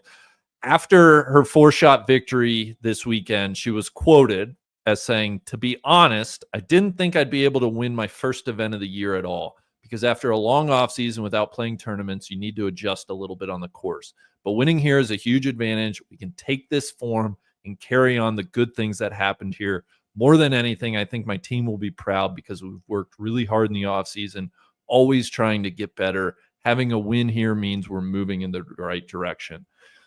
And if we're moving in the right direction, I'm just going to put the entire women's golf world on notice, because I want to read Gino Thitikul now. Her last 7 starts to finish 2024 was a tie for 4th, a solo 2nd, a tie for 7th, a tie for 5th, a tie for 8th, a solo 2nd, and a win. And so she starts out 2025 with a win. She will turn 22 later this week. And just to give you a little comparison, last year on the LPGA Tour, she actually led in total strokes gained, better than Nelly. She was at plus 2.4 per round, according to the KPMG Performance Insights. For comparison, Scottie Scheffler last year was at plus 2.496. So I just want to mark this, flag this, replay this take in November. I think Gino Thitikul is, Saul, you said Rory's coming. I think Gino's coming. I think it could be an absolutely monster year. I think she is just primed to win and win a lot. And they go to Thailand this week on the LPGA Tour. So she's going to be looking to do what Patty Tavatanakit did last year, which was go back-to-back at the Saudi and the LPGA Thailand. So give me something that I can put in the NLU record for Gino for this year, Randy. I need a take on it. Well, since she's coming, all this, blah blah blah. I think she definitely wins a major. She's going to win a major, and I'd say at least 5 worldwide wins. Wow, 5. What does she do well? She's incredibly balanced, right? I remember talking about it as almost kind of like a Xander comp of just being someone who kind of does a little bit of everything, and it's not like she's got just dominant length or is a dominant putter or anything like that. It feels like she's kind of solid all the way through, right?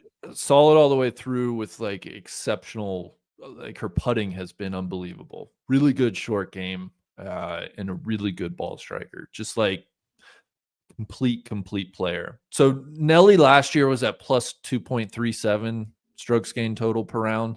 Ataya was 2.4. So like, I honestly think the way Nelly like found her putting last year, like they're pretty similar players. Nelly won 7 times in a major. Ataya started the year injured and did not have as many starts last year as Nelly.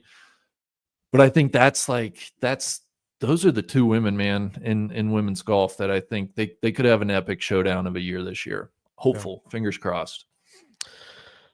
Moving on, TC heads back stateside here. Again, this was first thing this morning.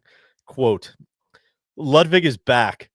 His driving stats were back to his usual self this week. Big numbers on a soggy course. Need the putter to heat up next. Buckle up. He's going to feed on the slow and soft TGL setups during Monday's triple header. It is definitely going to win Bay Hill, possibly Sawgrass. The Jupe Links versus NYGC has the potential to be painful, especially if Tiger isn't in the mood. Someone keep YTK, that's young Tom Kim, away from him. Also, YTK's group was over a hole behind at several points this week, all caps again.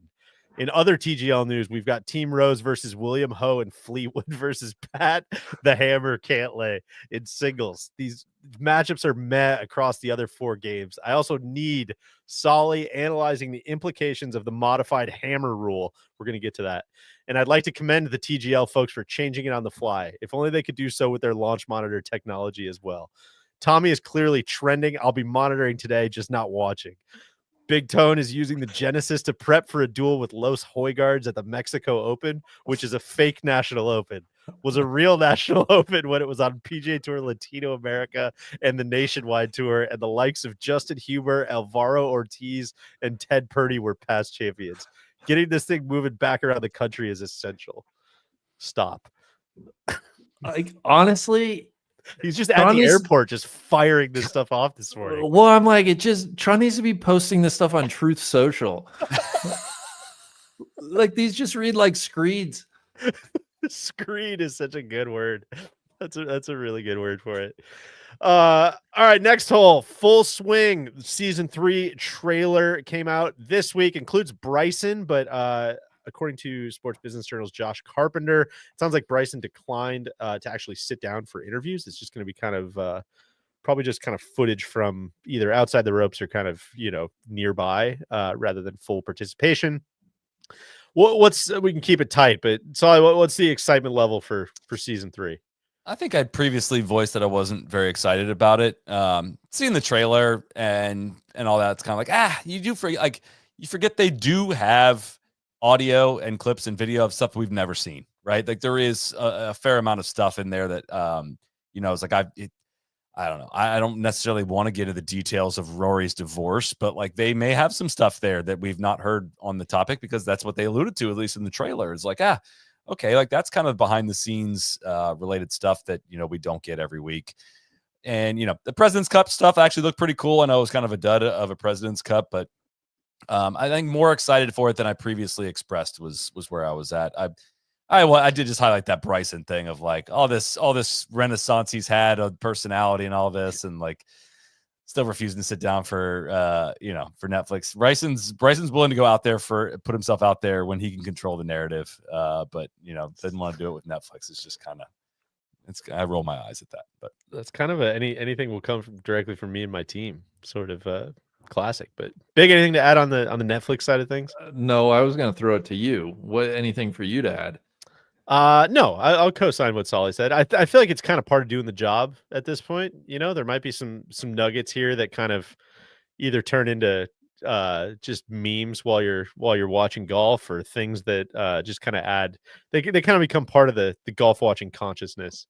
So it's I feel like a necessary part of the furniture at this point. But I am sure I will watch it at some point. I don't know that I'm going to be firing up the screeners as fast as possible, as we've done in years past, but I think looking forward to it. Tron mentioned this. Moving on, I believe this is hole number 15. The hammer rules have changed on TGL. Big, I know this was a huge one for you. You're a lifelong TGL guy. This is tough because I literally just learned the rules a couple weeks ago when we were out in Pebble. You guys were explaining everything to me, so now I got to relearn this stuff.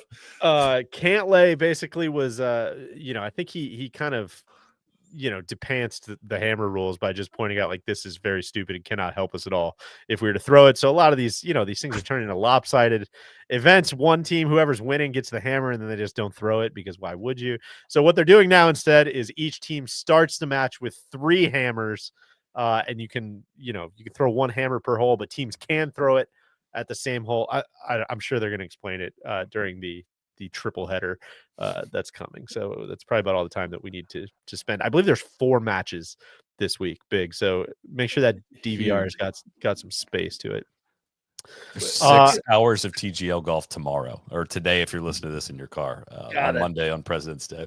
I just feel like that might be too many. That feels I like more disagree. than I'm Coming off a Siggy event. Oh, it feels like more than I'm asking for. But yeah, we shall see. Sal, you gonna be glued to it? You locked in for all 3?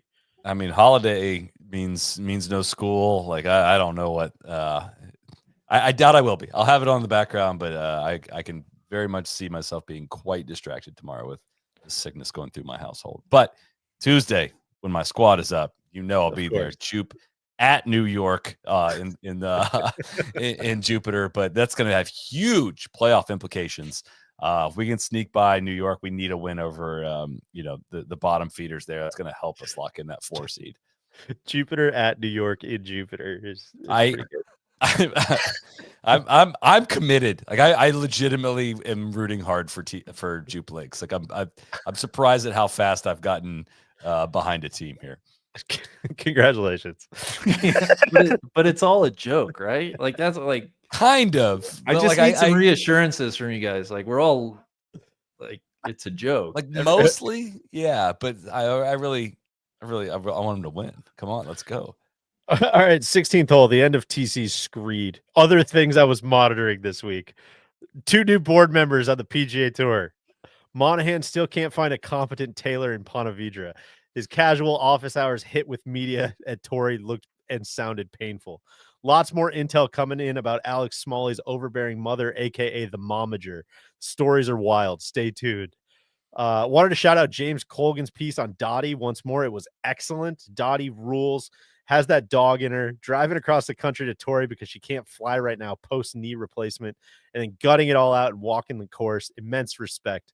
I really like this one. Sebastian Groh, the guy that you may have remembered, shot, I believe it was 80-60 on the was it the Alps tour or the former Hotel Planner tour, right? Hotel Planner tour.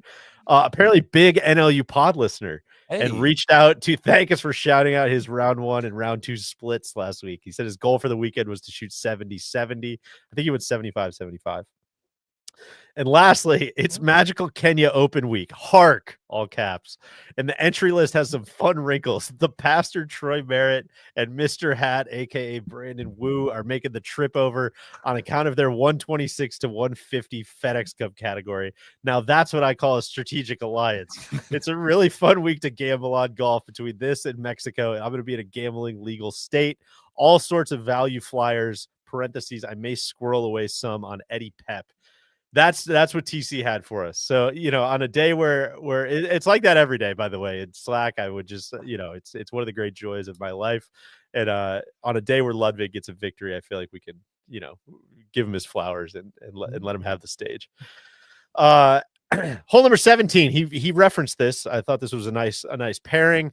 Solly, did you catch any of Big J's comments out at Torrey Pines? And if so, what'd you think? I did. I read what DC sent over of the comments, and I'm balancing my distrust with basically everyone involved in the process. Also, with like they're insistent that something's about to happen or that things are trending in the right direction. That they're going to reunify. Tiger was in the booth as well. Said the same thing. He and Jim Nantz were basically like, "Yeah, it could be really soon." Like very they knew cryptic something there. Yeah, like that they knew something was happening. It's harder to have more egg on their face throughout this whole process, but the amount of egg I would put on their face if they don't reunify this golf world and get everyone back together is going to be even more massive with how confident they seem and everything trending in the right direction and getting reunified and all that. It was funny, like that he made, he spent, 1,000 words on, obviously talking about some of the journalists that have passed in the last couple of years, but it just reads very funny in terms of like, hey, kind of waiting for you to speak on some of these items, and he wasn't asked about it, and veering away from the serious questions into, not that it's not a serious topic to talk about Steve DeMeglio and Jeff Babineau, who passed recently, but it just was. Well, it wasn't just that. That was like one throwaway comment, but then it was just like, hey guys, real quick before you ask me any questions, I've got a whole agenda of things that I'm just going to say at you that nobody's asking for. Totally. That's like, dog, that's not like media availability, man. Like, come on. And all the questions that were asked, and again, maybe this is just he's in a no-win situation because he can't talk about certain stuff, but just like the whole thing is thousands and thousands of words, and I read the whole thing, and there's just, truly nothing in it, right? And it's just everything is like, do you have a vision for pro golf? Yes. Can't talk about it. Can you tell us about the meeting? It was good. Can't really talk about it. When can we expect something? Soon. Can't really talk about it. And it's just like, I don't know. I guess I get why the PGA Tour is trying to put him out there and, rope-a-dope people into thinking that he's like available or open or transparent. But it's like, again, we're just kind of sitting on your hands waiting for any information to come out. But yeah, just a weird situation all the way around. It's the most incredible thing that he's still the commissioner. I don't want to lose sight of that. I know I'm not on this podcast all the time, but that Jay Monahan is still employed as the PGA Tour commissioner after all of this. Every day I wake up and I'm like, I can't believe it. I can't believe it. and they're hiring a new CEO. No, I- can't give you any info on it, but it is happening. I mean, can I just float this? I don't know if it's been publicly talked about. I'm more out of the loop than I usually am on rumors and news and all that stuff. But especially after we interviewed him last week, it was Deej. What about Mike Wan for CEO of PGA Tour Enterprises? I had multiple people text me about that. Yeah, I don't know. Would you rather have him there at the USGA? No, I'd rather I would have him at too. the USGA for Yeah, sure. I'm like, don't take him from the USGA. Well, because I think the USGA needs like a leader who is competent and can message a lot of complex issues. And, I think the USGA, this is how, I don't know, there's a much, much, much longer conversation, but like, I think this is kind of how golf got fucked up in the first place, was like the USGA is supposed to be a bigger deal than the PGA Tour. That's how like golf is supposed to work. The governing body of the sport for everybody is supposed to be a much bigger voice than the person who is in charge of how much fucking FedEx bonus money Patrick Rodgers gets. Like that's where golf, I don't want to say every bad thing comes from the pro game, but like a lot of bad things come from the pro game leading the way instead of the recreational game.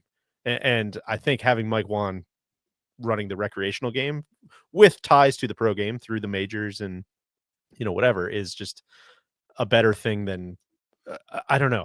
Maybe I'm just so sick of pro golf that I'm like, Maybe you you guys wouldn't deserve, be. you guys kind of deserve, I guess, but it's like, I don't know, man. I don't know how you put all the toothpaste back in the tube, where it's like, part of me is like, you guys deserve the clown show that you. Yeah, if we're gonna run one thing well, let it be like golf, lowercase golf. Yeah, the USGA. I don't know. I'm kind of like, well, if Juan gets the rollback pushed through like he already has, and then takes over CEO of PGA Tour Enterprises, PGA Tour said they're not going to implement the rollback. Man, Juan's going to green light that thing to come through. If that becomes, I don't know. I think we just invested more week to week with PGA Tour golf than we are USGA golf.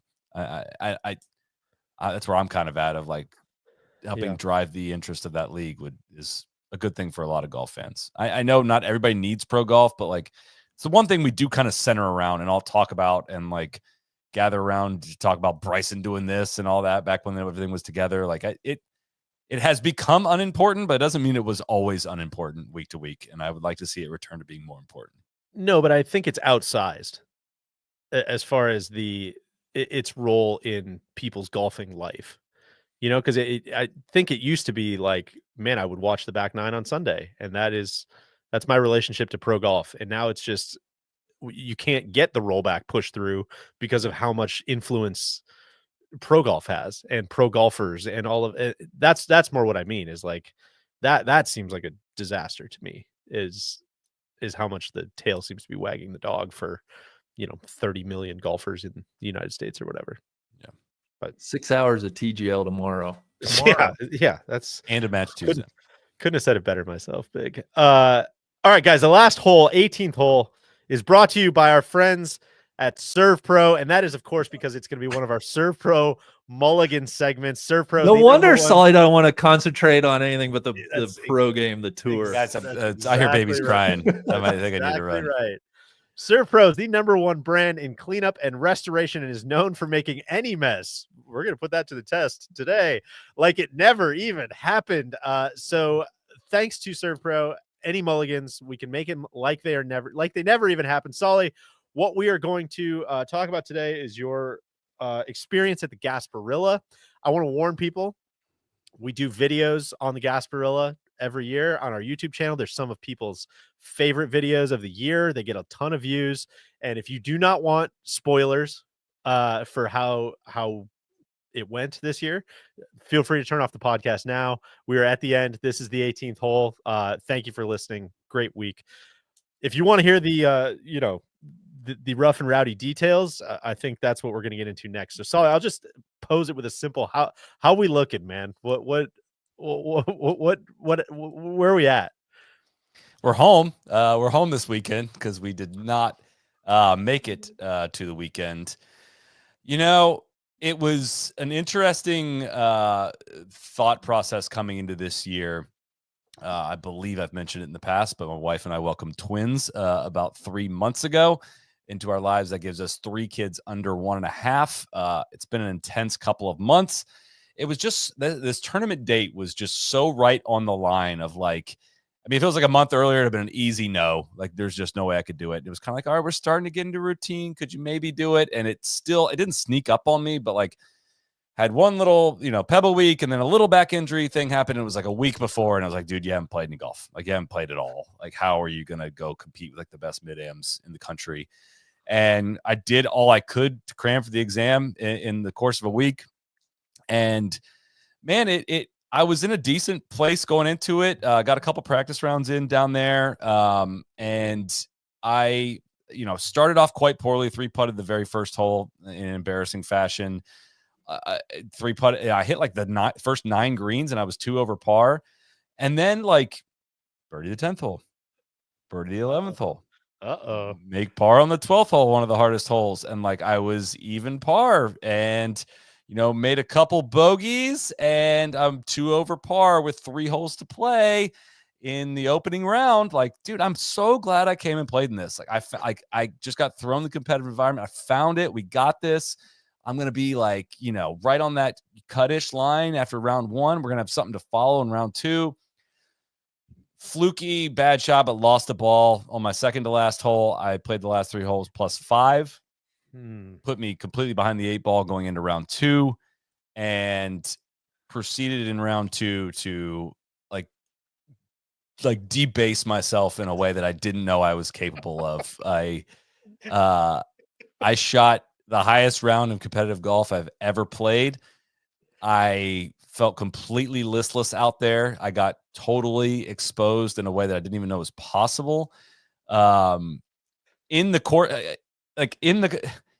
I'll give myself a little credit, and like I found a low bullet draw off the tee to get me through the week. Like I dealing with all kinds of such a scary shot though. But it was working in round 1. It really was. It like I can't even describe how awesome it was working. But like it's a narrow golf course, and there's trees that line each side off the tee. So like when you get the wind off the right, if you can't hold a cut up, some of these windows I was trying to hit it through, like there's nowhere to start the ball. And the wind flipped on day 2 and giving me like 3, 4, 5 nightmare shots with wind off the right. And I just got exposed, like so badly exposed in a way that it was not like, oh, drove it in the rough and made bogey. It's like you drove in the rough and made quad, because like you compounded the errors and you just did dumb stuff. And I left with like about as low as I left with like, dude, I don't think I can do this anymore. I don't think I can. Some of these images that are flashing up here now. When I first started playing this, you said over the what was that 2000 British Open, Jack up on the Swilken Bridge, just waving goodbye was the only from the desk of Solly message that we got after round 2, which really tickled me. It was just like, dude, what are we doing out here?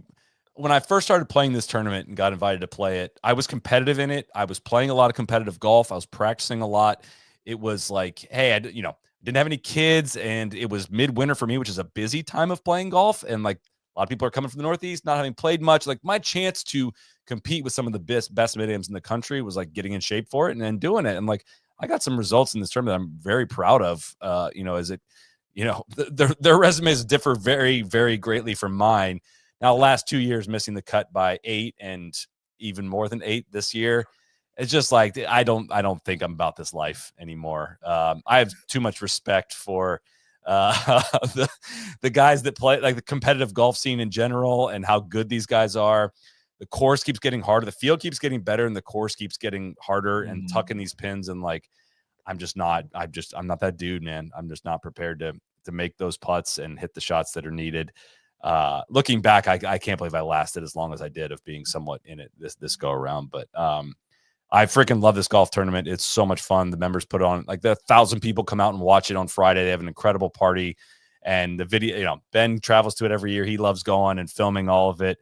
And I just was like, dude, there's just too much stress at home. I'm not like mentally there enough, and that's not gonna change anytime soon. So I don't know if it's farewell to competitive golf, but just for a while, I got to focus on being a dad, and I got to get my freaking back straightened out. That was a massive thing too. It was like, dude, I'm just not healthy enough to do this. So it sucked. It was was quite embarrassing, to be honest. I didn't have the words really when Ben interviewed me afterwards, that I just couldn't really come to it. It was hadn't felt that in any of the competitive golf stuff I've done, camera or not. I didn't even care about the camera part of it. It was just like, dude, I just can't believe I just shot that in an actual tournament.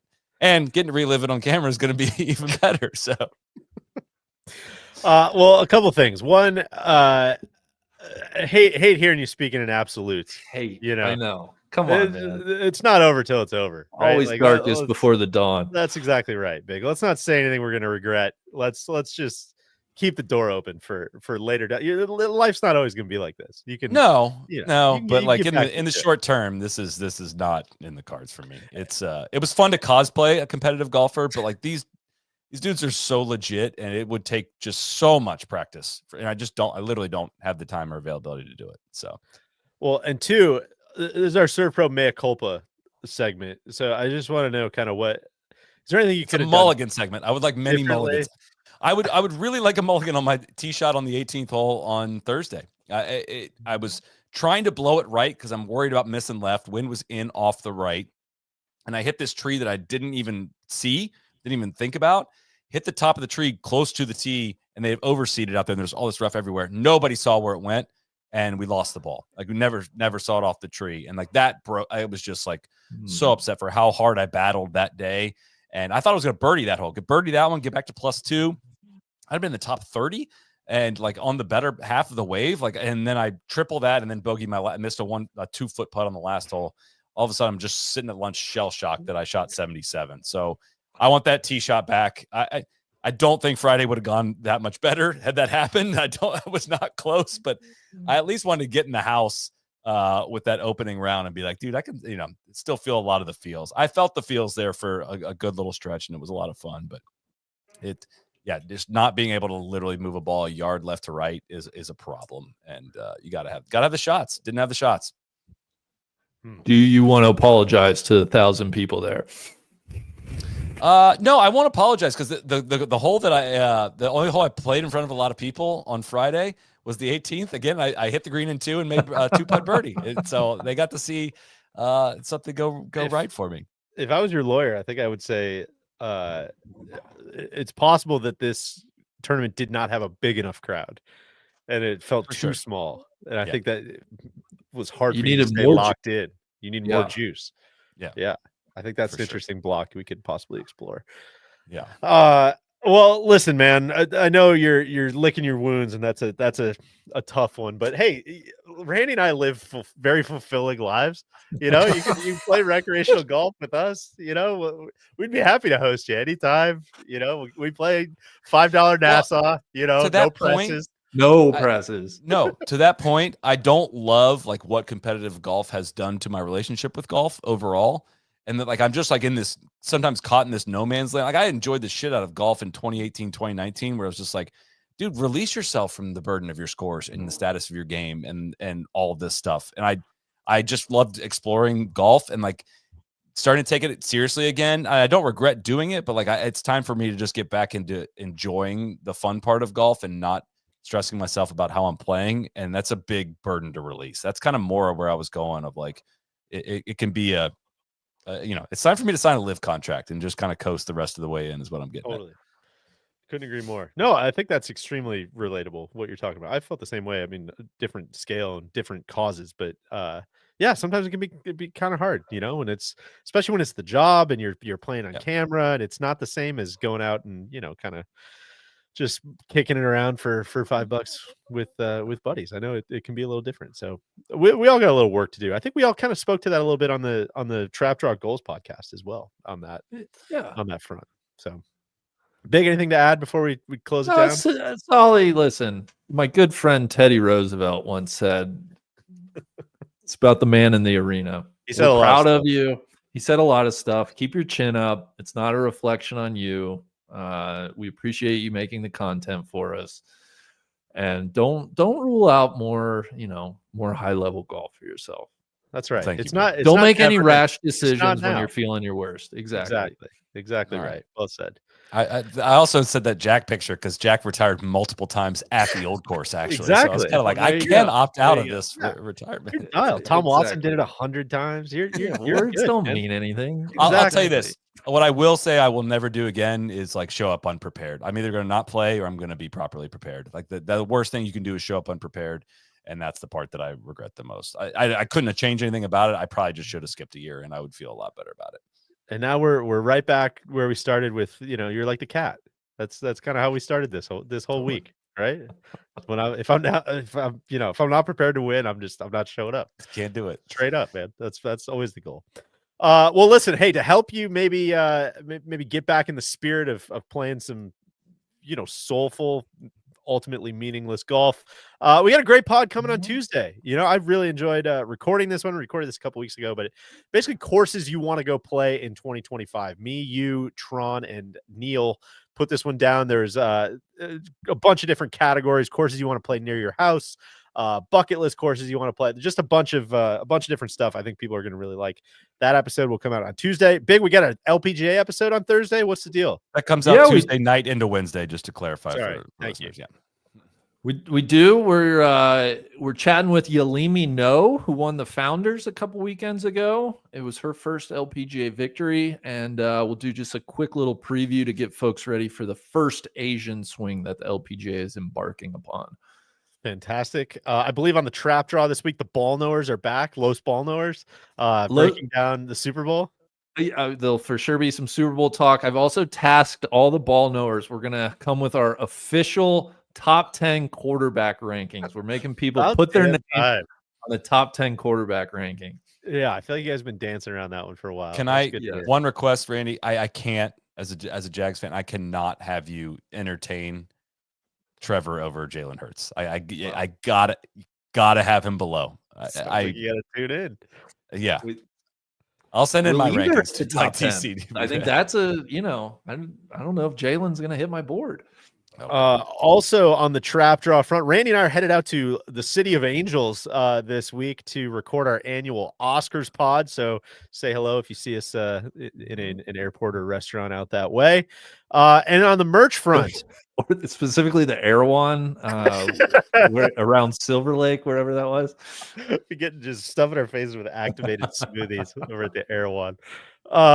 On the merch front, pocket tees are back. I think this is one of the best things we have in the shop. The no laying up pocket tees are unbelievable. We've got FootJoy mock necks are back in stock, and like I mentioned earlier, we've also got a new FootJoy collection dropping this week. Nest members are going to have early access to that starting on Tuesday, and then that goes live for everyone on Friday. So join the Nest if you haven't.